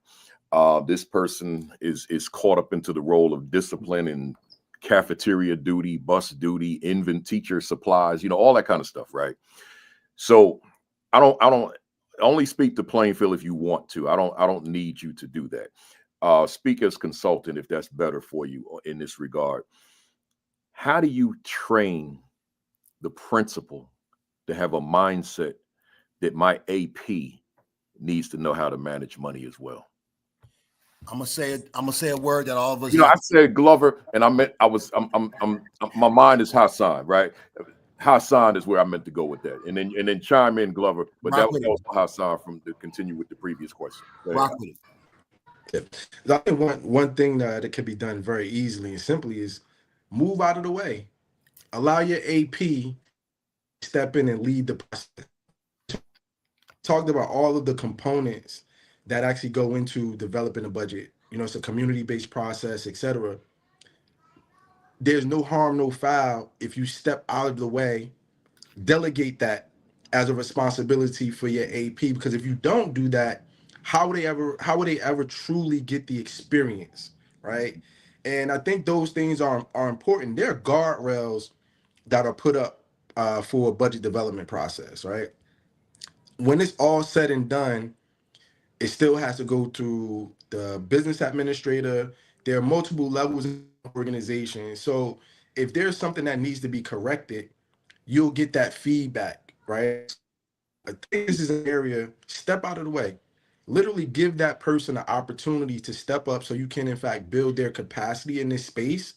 Because if you don't, they may not ever get the opportunity to go through a budget development process. The other thing is you can connect them at your hip. You know, when you go in for your meetings with the business administrator, or whether it's the assistant superintendent in your particular school district, you can allow your AP to be right next to you when you are going through that process, when you're answering those questions, when you're identifying the strategic priorities in your budget, when you're identifying the value of the school community and how that connects to your budget. That person has to know that information just as well as you do. Because again, if you go down, that person has to step up. So those are I think are two simple things that that can be done. I think also at the school level, when you think about managing the budget during the course of the school year, you know, we're family, so I'm just gonna call it what it is. Most principals are not submitting their own requisitions, right? If we're calling it what it is, that's usually something that's done by our secretaries, right? And maybe the principals are in the approval chain, but maybe principal, remove yourself from the approval chain, delegate that as something that your AP could do to give him or her some experience, so that way they can be like that fine-tooth comb that looks at requisitions, makes approval, and they can also make the connections back to the strategic priorities for your organization. And again, there's no harm or foul in doing so, because there are multiple levels of approvals when you're submitting a requisition and you're trying to get that converted to a purchase order, right? You're going to have maybe a supervisor purchasing, your business administrator is going to be the last line of defense. So if the AP doesn't catch something, there are at least two more people in that chain of approval that will catch it. So again, you give them the opportunity, let them fail fast, and then they can course correct, but they can't get that experience if you don't move out of the way and give them the opportunity. That's sound advice. That's solid, and I'm glad I even asked the question. Good. So Can I want to jump in? Yeah, go ahead. Both. Can I just really quick? I was a vice principal. I was a principal. And so one thing that I think is important in this particular catchment, principals, don't be afraid to share what you know with the VP. Not everybody wants your job. That's the elephant in the room, right? Because some folks feel like somebody wants their job. So they try to keep it to themselves so that folks don't take their job. Don't worry about that. Our job is to be the coach, right? Because guess what? We have to teach our folks so that our school and our district can continue to move on an upward trajectory. So I did make a statement that was a little bit, but I do think it is in the background of people's thoughts, right? And so I think an effective principal is one who is elbow, knee to knee with their assistant principal and their leadership teams. Love it. I have to just add this, right? In the state of New Jersey, there's no assistant or vice principal certification. Your certification is principal. Principal. Mm-hmm. That's your certification. That's right. And most of us have some form, and I'm dropping these little gems because this is how I was also trained. So I walk in the door knowing that I come with a perspective, an ideology, an understanding, skill sets, and knowledge that I want to apply beyond just sitting in the vice principal role. Whether I ever become a principal or not, I have some skill sets that I should be able to use. Yeah. All principals on this call and anyone who listens, use Outlook, Google Calendar, whatever, and schedule weekly meetings with your AP to go over very key topics, but specifically include budgeting. And then ask the APs, what's your perspective or opinion on a particular area of the building that they want to own? And then let them own that budgeting process. An example, since so many get caught up in the culture and climate, the discipline, well, I'm going to show you what our budget looks like in that particular area. How would you fund it? What are some suggestions and resources you want us to apply? Now they're owning the space that you so seem to want to always have to be a part of. And then throw a curriculum content area. Let's say their degree was in literacy, math, science, whatever. Own the science department. Doesn't matter if it's an elementary building. Own it. Own the resources. Now they're approving the requisitions that come in. They're talking to the teachers about what supplies and resources they want. They have a vested interest in the budget. And now when you meet weekly, you're coming with you're coaching, but you're also coming back with feedback from them because they're out in the classrooms talking to the staff.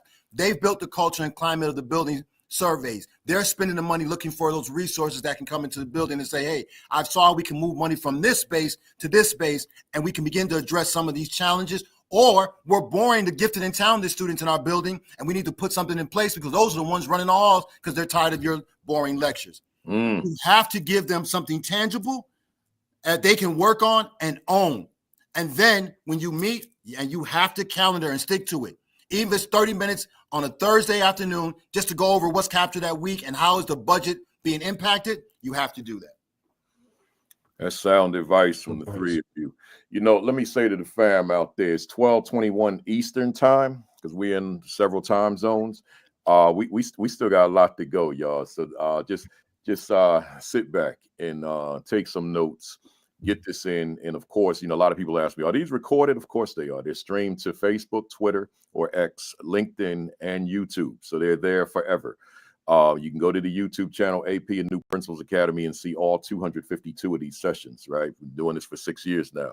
So, yeah, they're recorded. And you know, so sit back, hit the share button for me, hit the repost, retweet, text someone, call someone, holler at somebody, whatever it is. Let them know we're here dropping this information for free.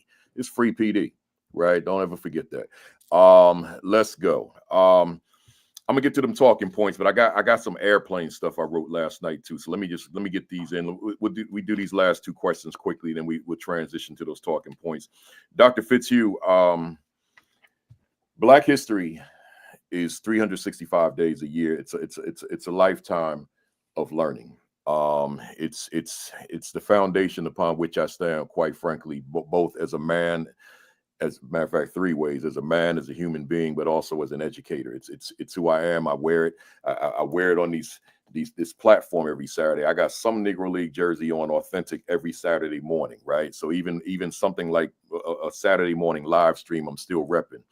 So my question though is this: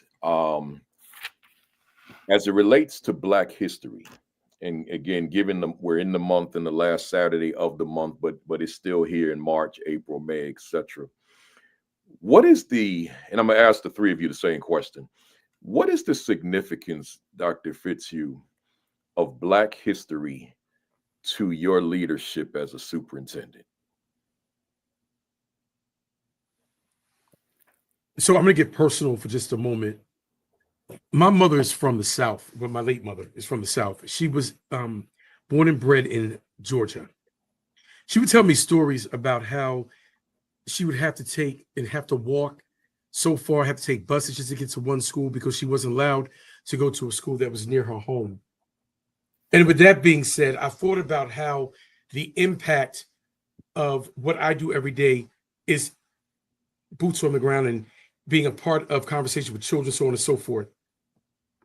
Having a perspective of what the educational system was yesteryear and to what we have created now, we're very fortunate. We're extremely fortunate. And so do I ever want to go back to where we have to be segregated? Absolutely not. Do I want to go back to where there's not inclusive nature of educational supports? Absolutely not. Our job is to make sure that we have inclusive environments for our children so they can interact with students that look like them and don't look like them, right? Why not have friends that don't look like you? Because all of us can learn from each other's cultures. Am I right or wrong, folks, right? Sir. Yes, sir. We have to learn from each other's cultures. And the purpose of why I'm saying what I'm saying is I've learned so much through all of my travels. I was in Newark. I was in Hoboken. Right? We have to make sure that we educate our children on what the realities are in our community and not just on when. In February. Yeah. Because Black history permeates through all of our history throughout culture. I know my minor was Africana Studies. I learned so much predicated on the importance of what that looks like in schools. So when it's time for us to teach it, we have to teach it correctly. We have to make sure that it's an inclusive conversation. And if it's not, then we have to check it. We check at the gate because ultimately, I do know that folks are afraid sometimes to touch barriers, but we have to make them comfortable enough and teach them what to teach and how to teach it. And that all goes back to the modeling aspect of our work. Love it. Love it. Let me ask you, what state was that with your mother? Georgia, Bluffton, Georgia. Georgia. All right. Superintendent Glover, same question. Do you want me to restate it? Yes. Yeah. What is my answer? But go ahead. significance of Black history to your leadership? I think probably all of us have some similar stories about our connection to the South. I'm a byproduct of elders who grew up in the rural small town of Bon Lee in Solid City, North Carolina. I am a byproduct of parents who grew up in those same spaces and traveled up north where I was raised to look for better opportunities because of the lack of opportunities or perceived opportunities that were in the southern states at the time. I recognize that in listening to my elders over the years, I have the responsibility every day of showing up as a Black man, very proud, very confident, very observant, but also very intentional. And as I lead this work as being an educator, I can't take off, like none of this peels off and goes on a mantle. I walk in the door 6'2", 3", who I am, because I understand of those who had to struggle for many of us to get here today. By no stretch of the imagination is our work perfect. In fact, if you look at the statistics, many spaces, our reading levels, our math levels are worse than what they were three decades ago, right? But I'm gonna tell you, when I walk and show up as a space in a space, Black history walks with me. It's not something that you pull off a shelf at certain points in time and talk about it. I live Black history. I create Black history every day. So in saying that, that's how I want the people I walk with to recognize me. I am walking Black history. And I want people who learn from me, interact with me, even I teach, to see themselves in that same vein. I am Black history. My students should say, whatever nationality you are, I am creating history. And then I want you to learn with me as I learn from you. So that's how I show up and understand the importance of not being afraid, shying away from, not even having the debate. You just show up as yourself. Be well read. Be well prepared. And then they can't take it from you. I'm going to spin right back when I started. The education is a great equalizer for all of us. When you show up well read, well prepared, you are walking in your Black excellence, and they can't stop you from doing what you're going to do. Listen, in the state of New Jersey, my numbers might be off, there are over 600 school districts. There are 31 Black superintendents in the state of New Jersey due to the ratio. We have to make sure that we walk in our Black excellence, because someone is looking to say, how can I get in that space? And several of us are in spaces which you would have never thought we might get in as you travel to the southern region of the state of New Jersey. So we are living Black history, but we also have to be excellent and be mindful that when we show up, we have a responsibility to come prepared, well-read, and not shy away from our talents, our passion, and making sure they're aligned to our purpose. Powerful stuff. Before I go to Superintendent Hasan, I want to reiterate for people who tuned in later, my monologue today and last Saturday. And I actually isolated the monologue and made them separate videos and put them on a different YouTube channel called Principal Kafele Speaks. So if you didn't want to see the whole session, you can just go there, or you can just go to the beginning. But here's the thing. I recommended 5 books last week and 5 books today. Superintendent Glover just said we must be well read. And he's not talking to Black folks, he's talking to whomever, right? We must be well read. So if you're not Black, you still should be quite knowledgeable of the history of Black people, right? So you got to be well read. And it's interesting. I say this all the time, and then I'm gonna go right to you, Superintendent Hasan. When someone is not well read and you're engaged in a conversation with them, it comes across very quickly, right? Within the first few seconds, you got to read. And if you're an educator and you're working with children, and in our case, you're working with Black children among the other children who are in the district, you got to know their story. The teachers got to know it too. That's so important. But let me turn it over to Superintendent Hasan, in what ways, what is the significance of Black history to your leadership is the question. I'll start by just stating this. I'm a king, and I don't take my crown off for anyone. So that same thinking that I have for myself is what I have for our students and our school communities. And I think it's important for us to embody that as we lead, right? All of us have kind of talked about this idea of bringing all of who we are to the work and to the space and being great examples. So every day that we go out and make an accomplishment, we are in fact making history. For me, it really ties into this standard of excellence. And when we talk about this standard of excellence through the lens of a Black man, we're talking Black excellence, right? And Dr. Fitzhugh made a great point when he also connected this to the holistic perspective of all people and us learning from each other, right? So in a school district that not only serves African American students but also serves Hispanics, Asians, etc. When we start to talk about excellence, yeah, that's the overarching, right? However, as a Black man, I'm walking in Black excellence, right? My Hispanic students are going to walk in Hispanic excellence, right? My Asian students are going to walk in Asian excellence. But at the end of the day, we're talking about the excellence of all, right? And we can't have that conversation about excellence without recognizing the great contributions that so many have made and continue to make each and every day. So for me, I'm a king. And as I said earlier, I don't take my crown off for anyone. And neither should the students in your school districts, neither should the team members in your school districts or your communities. They should be encouraged to walk in their light all day, every day. Like we don't take breaks when we're striving for excellence. We don't take days off when we're striving for greatness. That's a part of who we are and what we do. And we have to show up that way for our school communities each and every day. But then it has to be connected to the work that our students are also engaged in each and every day. So when you talk about Black history, no, it shouldn't just be something that we see during the month of February when we have our cultural events, or we go and put up the new change out the bulletin boards to celebrate Black History Month.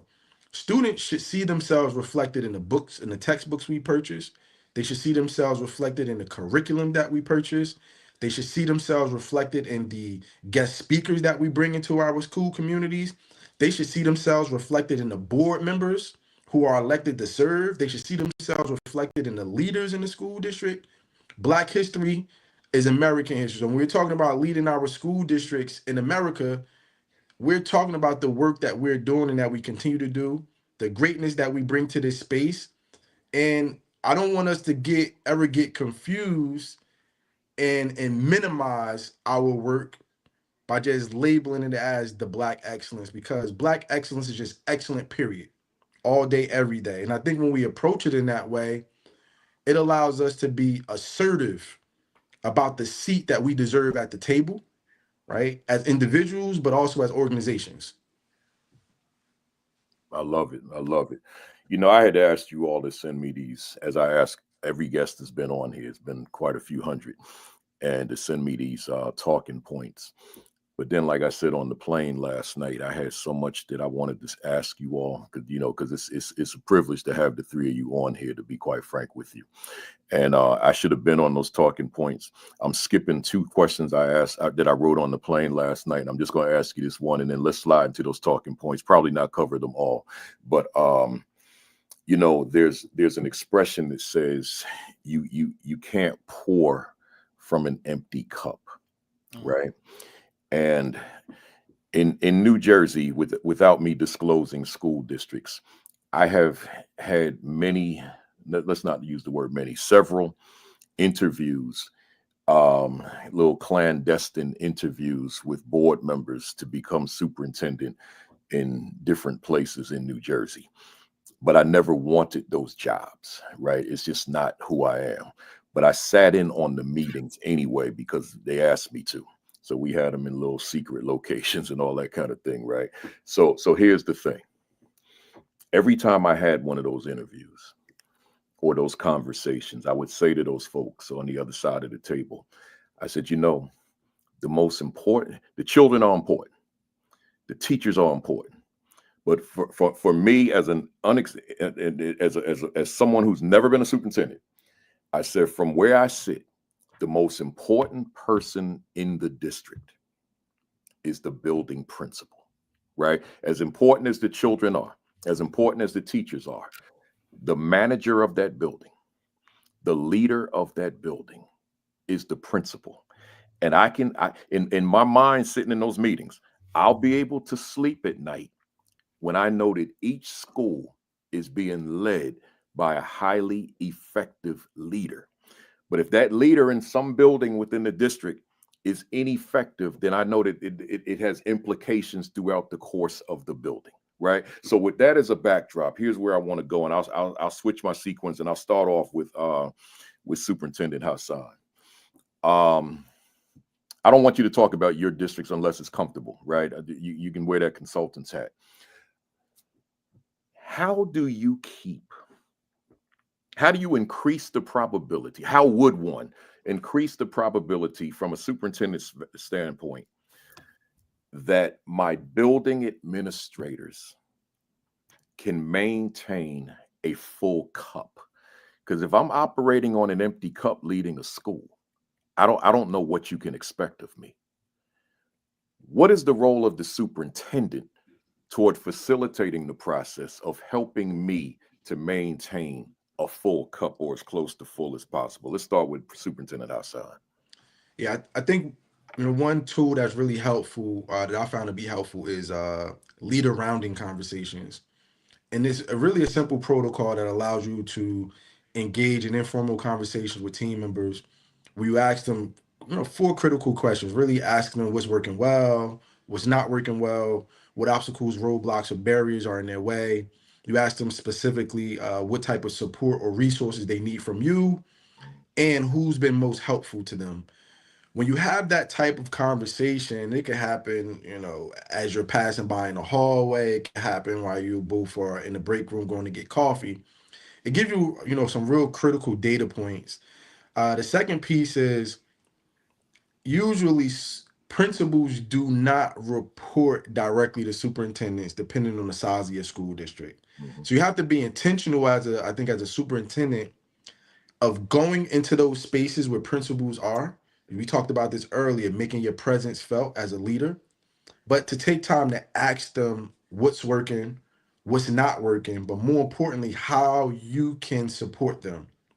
And if your team members are comfortable and they're going to be willing to be honest with you, they will in fact tell you when they're feeling burned out.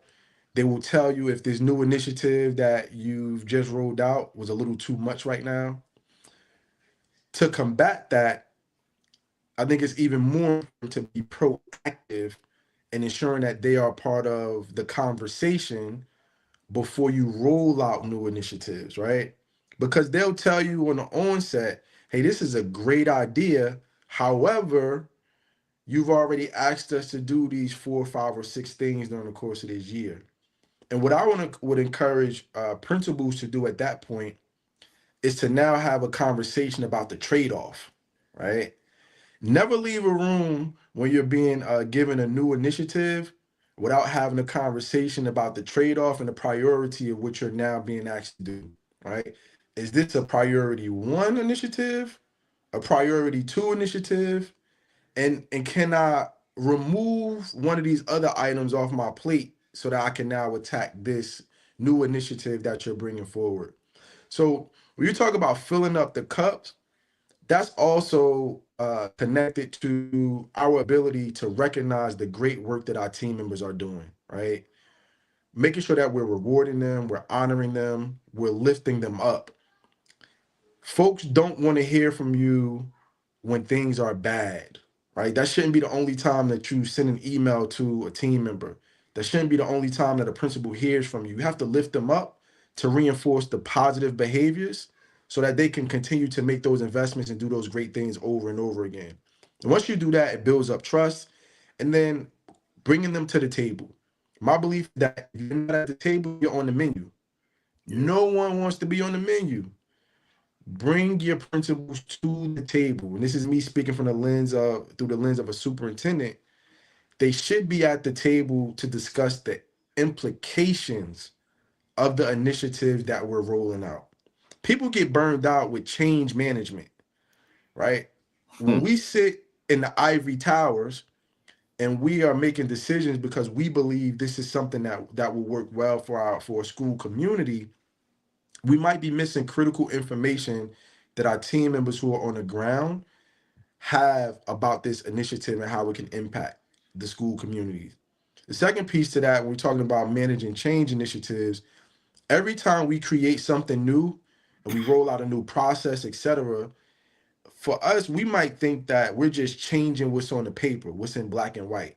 You're also changing the person who's responsible for managing this process. We're all adults here.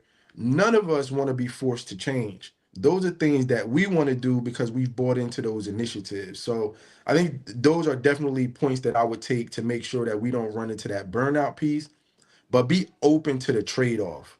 Be Yeah. open to the trade-off and encourage principals, empower them, right? That's the word I want to use. Empower them to have those conversations about the trade-offs. Is there something that I could remove off of my plate so that I can move forward with this new initiative? Because that burnout, it leads to quiet quitting. It leads to us having a bad culture and climate, right? And sometimes it leads to misalignment. We talked about a little earlier on the show how we can have that individual who's great, good skill set, but you can label them as an ineffective principal or assistant principal because they might not hit the mark. And sometimes that's because we're imposing too many things on the principals and assistant principals in their buildings. The last thing I would say is autonomy. That's also important. If we have to just give directives as superintendents to a principal or an AP, what do you need them for? Right? Anyone could just come in and follow the script. We need individuals who are going to be leaders, self-starters, motivators, innovators, etc.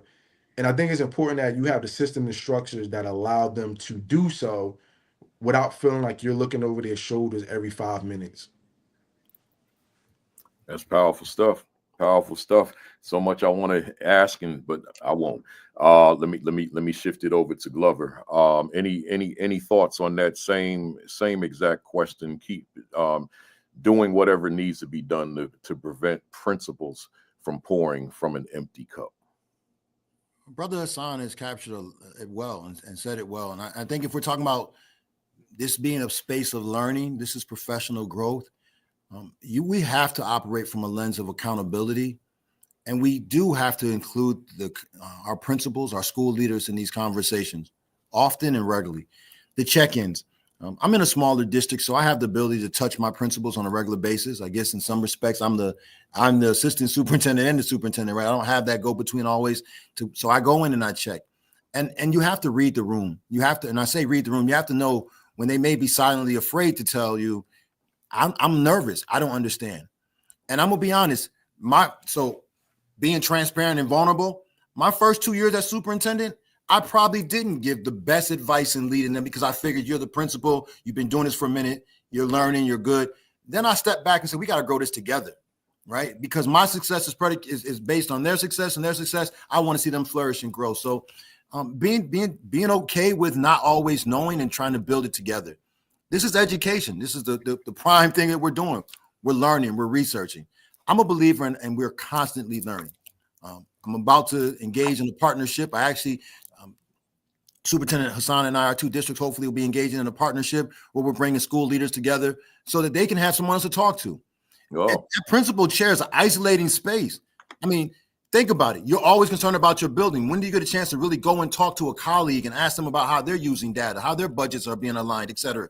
So you have to make sure they're sitting at the table and they're comfortable with you. You give a comfortable space so they can be vulnerable and just say, I don't know.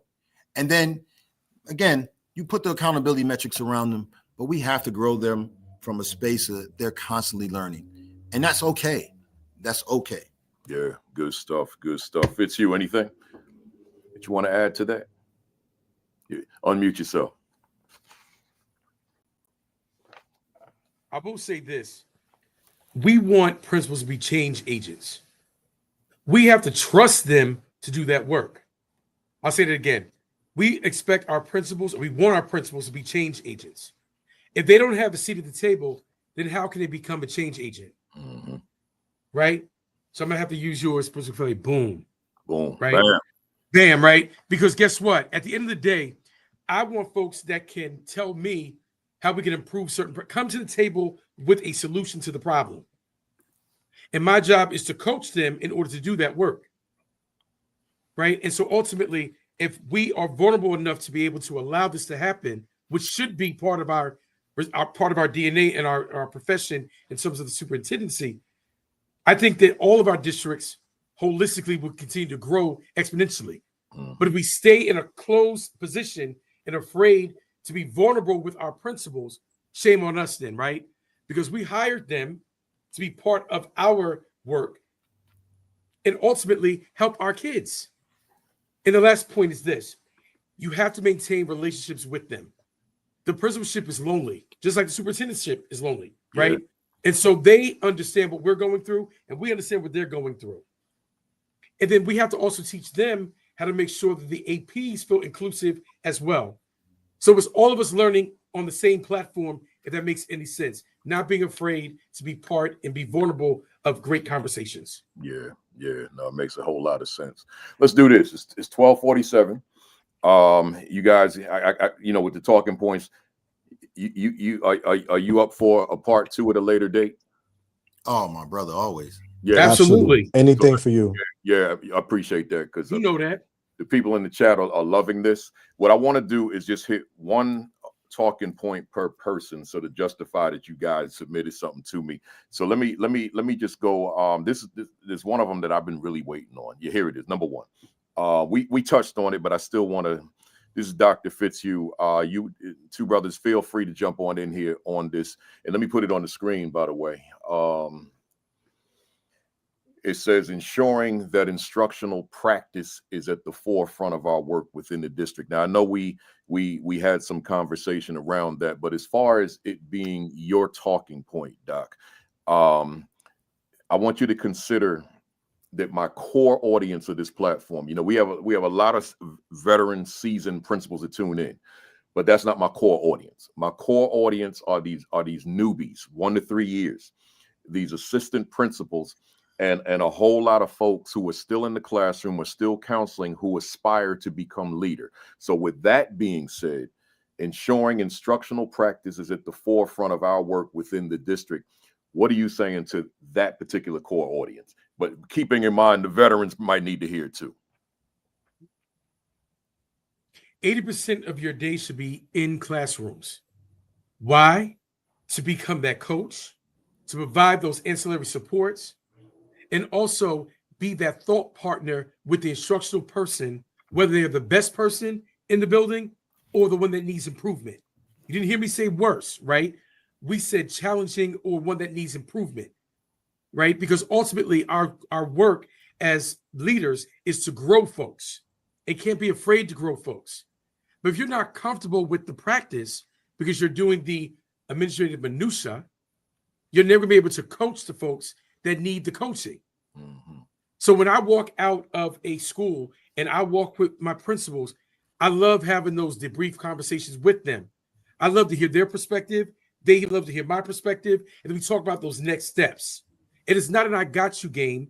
It's not an I am upset with you game. It is how can we do this work together in tandem? What I have to say is what I'm really impressed when I go to a building unannounced and I go in the back door sometimes. You can't even find the principal and AP. They're over there in classrooms. Sometimes the VPs and principals teaching classes. Yeah. You have principals in this district, in my district, they were teaching classes on Saturdays and during the week because they want to model the practice. I didn't tell them to do that. They have the know-it-all to do that critical work. So I want to praise them for that because guess what? They know the importance of instructional practice on a continuum every single day. And it's because it comes from the top, right? All my meetings, we talk about instruction. We'll get to the operational stuff, but because I'm more comfortable with the instructional piece, let's go there. Let's hone it on that. And let's talk about those successes that we see and let's talk about those things that we can improve upon. Because guess what? We need our students to compete with their like peers in different districts that may not look like you and I, right? So to our newbies on the line this evening, remember, when you become an administrator, the most important piece is be open to feedback, but be in the classroom. You cannot teach from an office. We have nice offices, right? But that doesn't make or break us. What makes or break us is doing the critical work alongside our instructional staff and being partners, not the overseer, the partners with our administrators. Love it. Love it. Anybody want to jump in, or should I go to the next one? Well said, brother. Well said. Yeah. Absolutely. Let me go to this. I'm not going in sequence. So you had something else that was number 2, Superintendent Glover, but this one really caught my attention, and I know we didn't really talk about this. How do students develop their math identity? That is critical. School leaders' vision is to create a teaching and learning environment that values engaging math in the elementary and middle grades. What are you saying to us? So let's put at the forefront that we recognize the statistics are coming out that our students are not performing as well as they should across the country in math, where we use the NAEP scores, whether we use standardized assessments coming from your localized state. We recognize that math is not doing as well compared to literacy.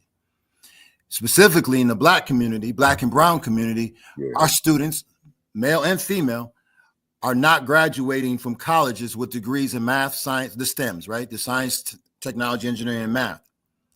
And this speaks to me as a researcher. Where does it start going as a array for our students? And it's in the early grades.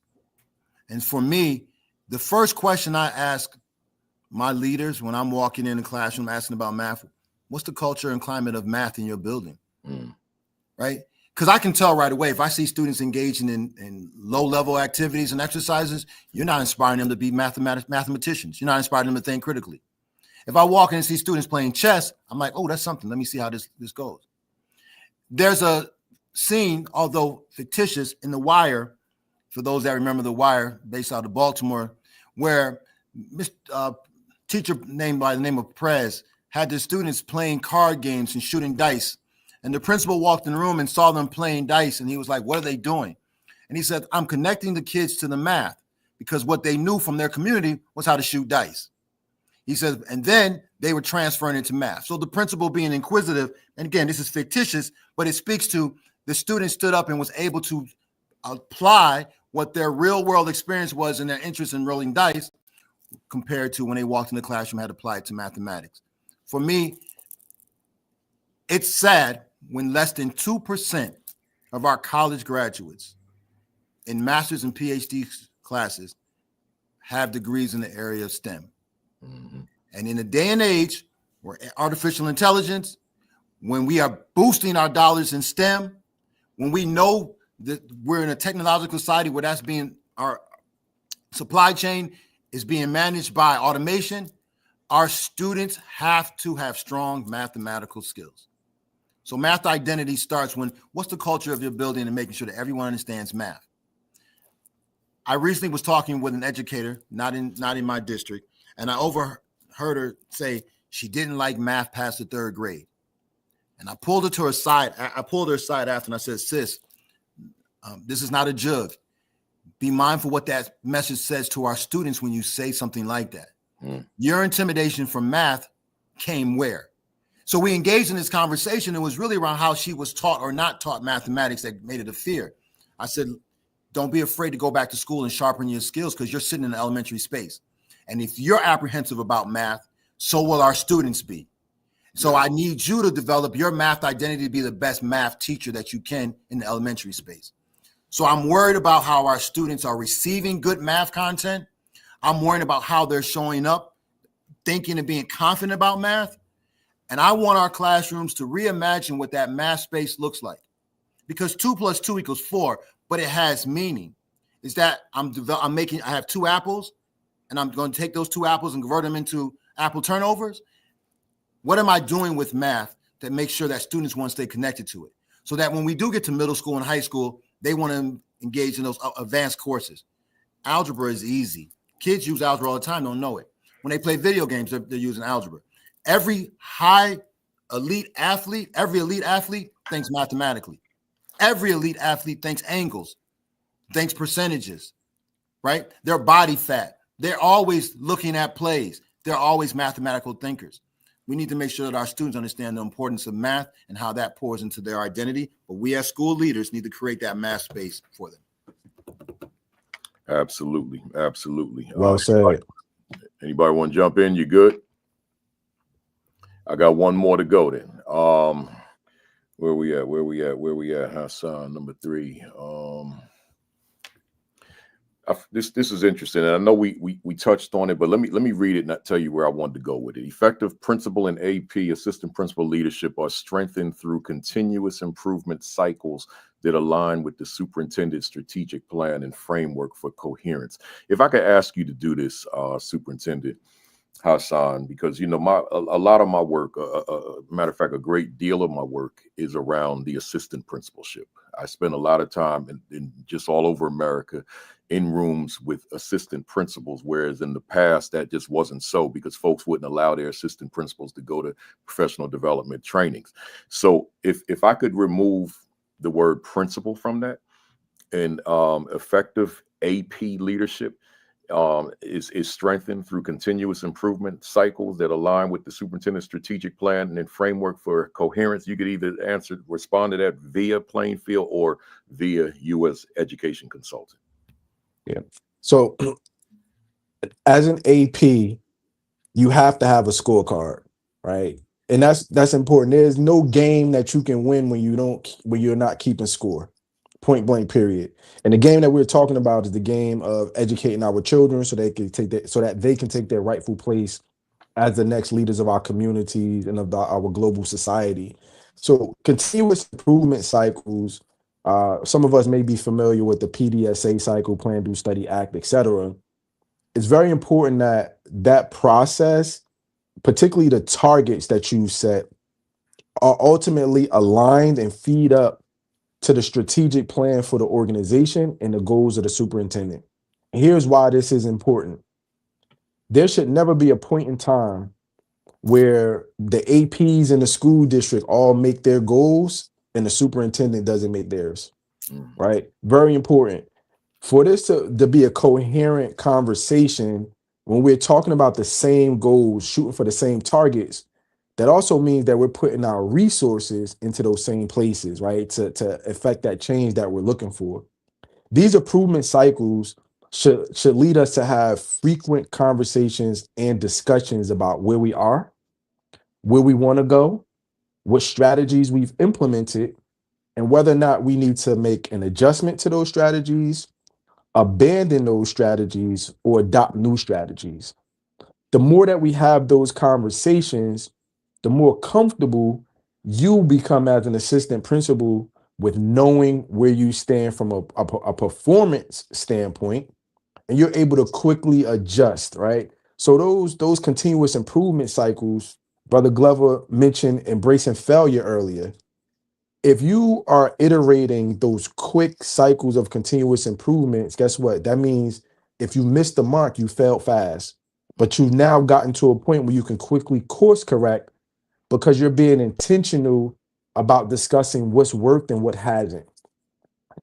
Again, moving on to that framework for coherence, I will tell you, as a superintendent, none of us want to go and look at performance scorecards for team members in the organization and see that those performance scorecards don't align with the larger picture of the organization.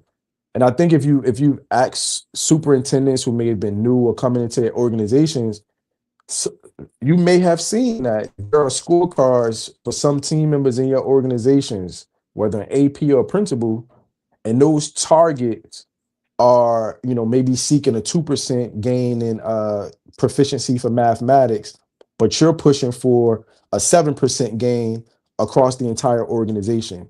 Well, I can tell you now, if the majority of the team members who fall into that category of middle management are all shooting for 2%, you're trying to get 7%, you've already lost.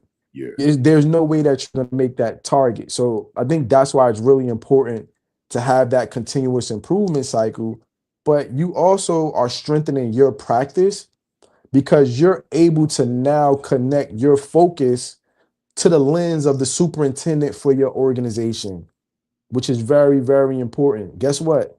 If I'm the AP and I have that same target that my superintendent has, and I'm going through my continuous improvement cycles, even if I don't have an opportunity to sit in the room and speak with the superintendent, I know that I'm connected to them because our targets are the same, right? Yeah. Our improvement cycle conversations are happening at the same time. The resource allocation is going to be aligned because we're all aiming for the same targets and objectives. Whew. That's powerful. That's a lot too. There's a lot there for a whole deeper discussion. That's Between another book for you. that's another no, that's your first book. Now I'm putting it out there. Touche. Yes, sir. Hey, listen, y'all. Let's wrap it up with what I call my BAM impact questions. You know, BAM is my hashtag I use on a whole lot of. What's that? What book is that? Unmute yourself. This is our strategic plan in the city of Orange Township, and as Superintendent Hasan was, speaking through it, I was like, now I hope that people understand why we walk around with these things. Yeah. This is a plug.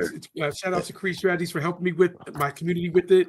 Having the roundtable conversations is why this has become the Bible of the district. So, Superintendent Hasan, thank you for your words. It was right on time and right on task. Could I share something real quick before we close out on that?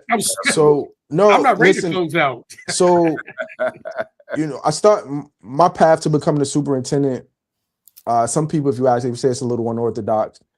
So, I work for Verizon Incorporated, and I shared this with my own team in my district.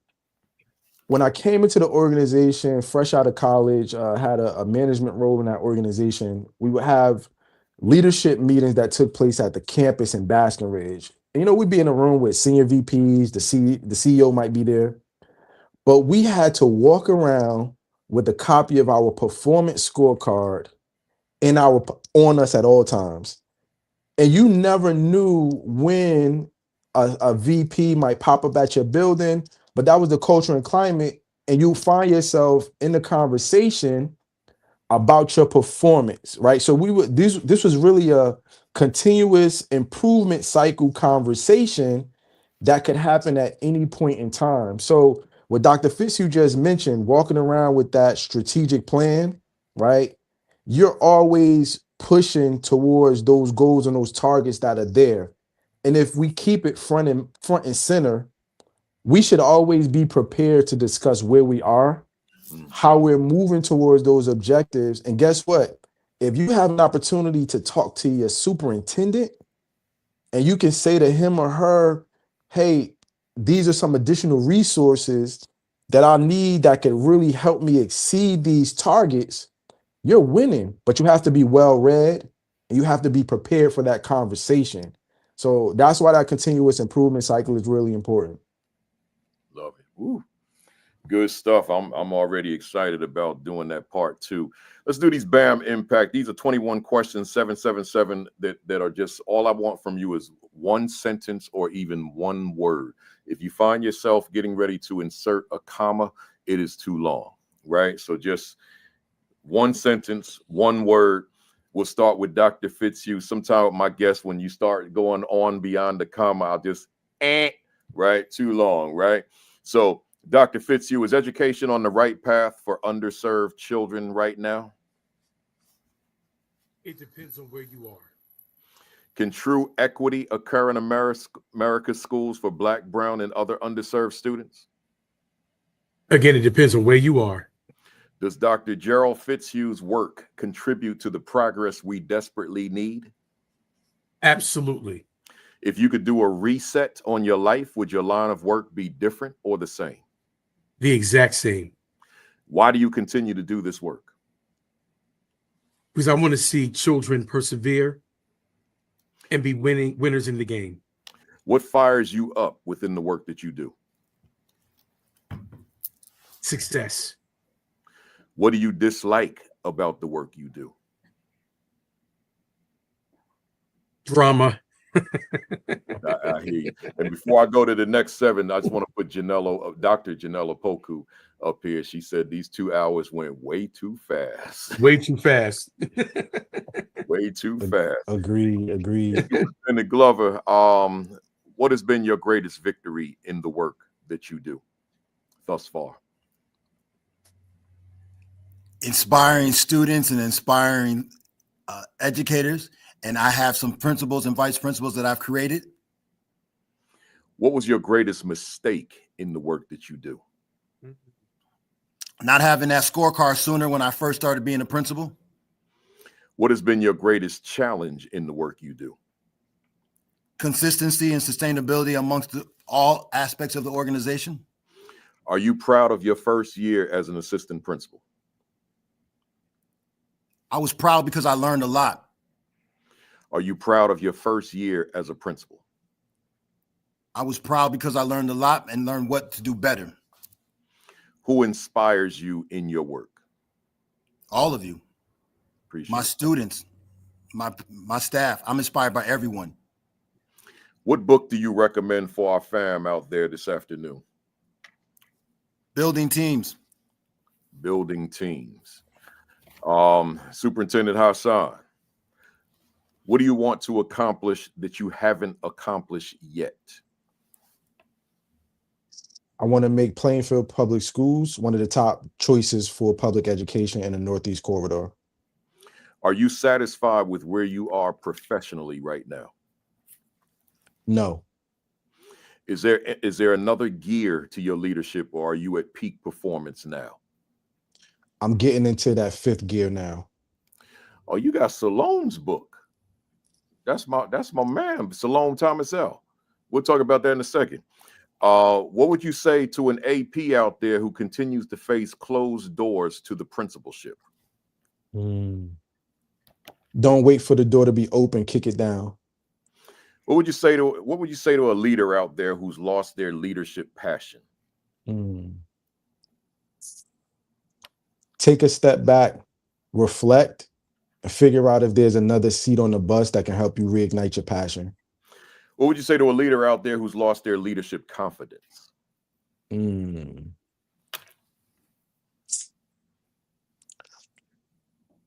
Take some time to reflect on some of the successes that you've made and try to duplicate those processes that have brought you success in the past. And finally, and this is going to be for all 3 of you, first with yourself, if Rashon Hasan was a word in a dictionary, what would be your definition?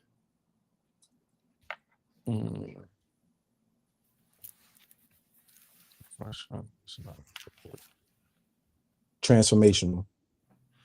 If Dr. Gerald Fitzhugh was a word in a dictionary, what would be your definition?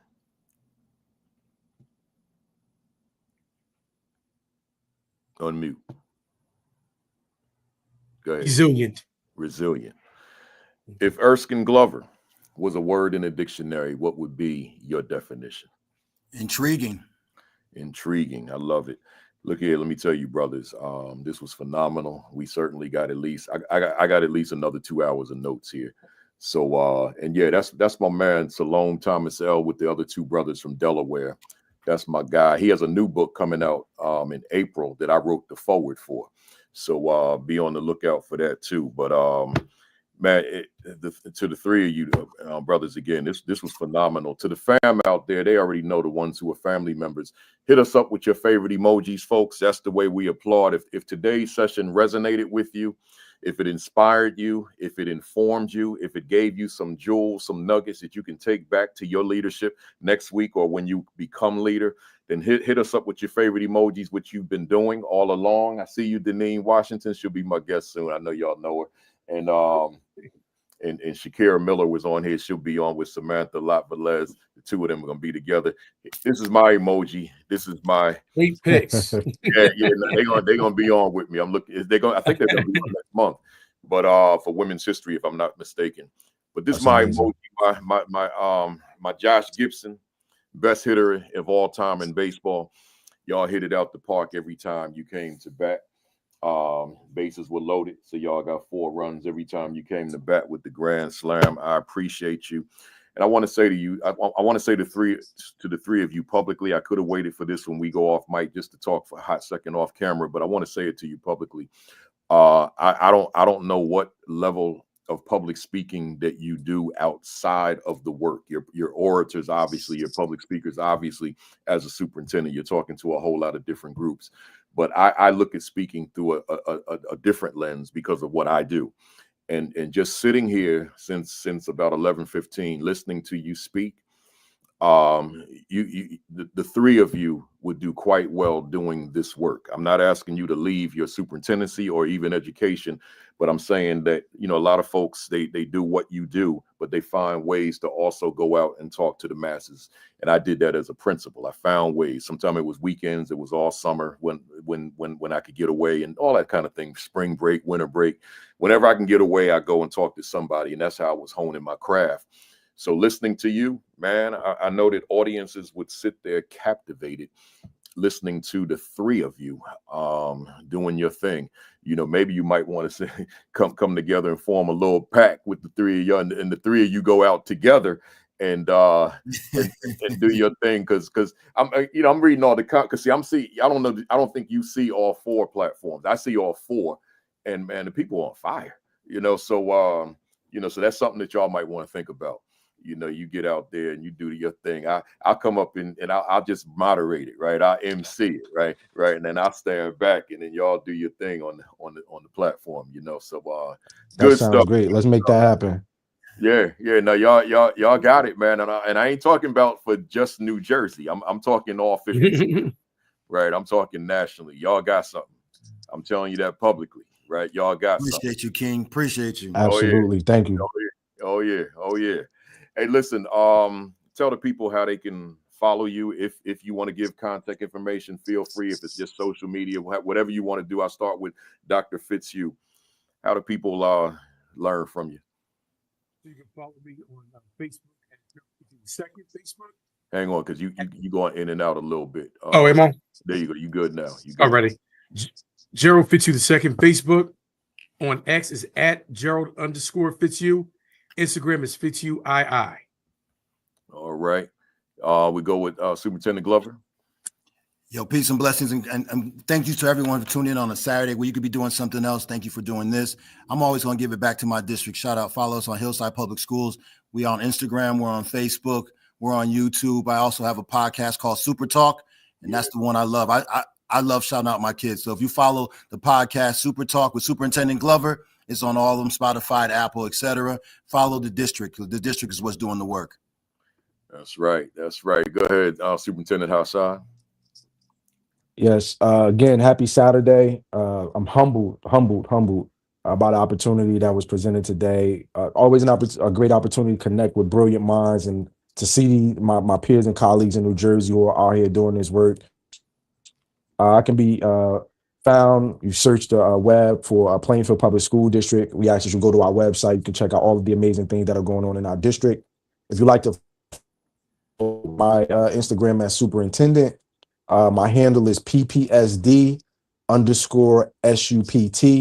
Again, that's PPSD_SUPT. You can find me on LinkedIn as Rashon Hasan. And I am responsive. So if you want to connect and build with me, I would appreciate that. Thank you. I appreciate that. Good stuff. So y'all know how to reach out to them, the folks in the fam. Do that. And I'm sure you'll be able to learn some more beyond what we talked about today. Listen, brothers, again, stay on until after I go off. Let me close us out. To the fam out there, appreciate you being here for week number 252. We've been going solid, man, consecutively all this time, every Saturday. And just, when you consider the work I've added to my workload over the past 6 years, I work hard enough just in doing what I do. But now I prepare for a live stream every Saturday. And that's it's a lot of work, because I always have 3 guests on. So I'm working with 3 different guests. But it's a labor of love. So we keep doing it. So as I tell you all every week, the regulars, the word is commitment. I'm committed to this. Right. I'm committed, and it's every Saturday. This is what I do. And with that being said, next week, number 253, young lady, Dr. Taryn, I think her last name is pronounced Givan, Givan. She's got a book with several Black women educators. It's called Centering Our Voices. This is to start Women's History Month. Centering Our Voices, the brilliance, persistence, and significance of Black women educators. She'll be on with me. Her and several of the authors from the book, probably 2 or 3 from the book, will be on with us next Saturday at 10:55. So join us then. And I'm sure that this is going to be a great conversation. I will have the book in my possession by Monday. Next Saturday, Facebook Live, 10 o'clock, Sean Hurt, followed by Create and Educate with Dr. Sheikah Houston and Dr. Tammy Taylor at 10:30, myself at 10:55, and then Sunday, 7 o'clock Eastern, Josh Tovar, Dr. Madi Moreno, PDP Podcast. If you didn't get yourself a copy yet, get yourself a copy. What is my value instructionally for the teachers I supervise, to the teachers I supervise? Get yourself a copy. Go to Amazon right now. Y'all been keeping it in the top 10 on Amazon for the past 2 months since it's been out, anywhere from 1 to 10. So that's a blessing. It's attributable to many of you out there. So just keep it coming. I got big plans for this book over the next, my 5-year plan, right? So that over the next 5 years, this is where my focus is. So if you don't have a copy yet, please get yourself a copy. You can go to Amazon, you can go to ASCD, you can go to Barnes & Noble. And when you get to Barnes & Noble, by the way, I'm ASCD's #1 author for leadership books, but Barnes & Noble will only sell me on online. So if you go to Barnes & Noble, just go there and say, how come you don't have Baruti Kafele's books? Like, what is that? Right? And see what they say, and then let me know. Let's go. School Leadership Institute with Principal Kafele, July 15 and 16 in Raleigh. Just go to my website, principalkafele.com, scroll down and register. And I love to see you. And of course, you get a free copy of this when you register. If you already have a copy or you want it now and not want to wait till July to get it, then you'll get a second copy. Give it to somebody that could benefit from it. Subscribe to the AP and New Principals Academy YouTube channel. Make sure you subscribe. Again, subscribe. One more time, subscribe. Hit the notifications bell. We are at 23,200 subscribers. So, that's a blessing. But there are far more than 23,000 administrators in America, right? So the 23,000, I'm blessed by it. That's a lot. That's a big number for just a regular guy like me. If I was a celebrity or something, I'd probably be disappointed. But I'm just a regular dude that sits in his like right on the border of the dining room, the living room, and talks to America every Saturday morning. So 23,000 is a lot of people. So, but keep those subscribers coming in. Hit the subscribe button, right? Don't just watch the videos. And then visit principalkafele.com for all of my additional resources. Other than that, y'all, as I say every week since the first week, your diet. Make sure that you are eating properly.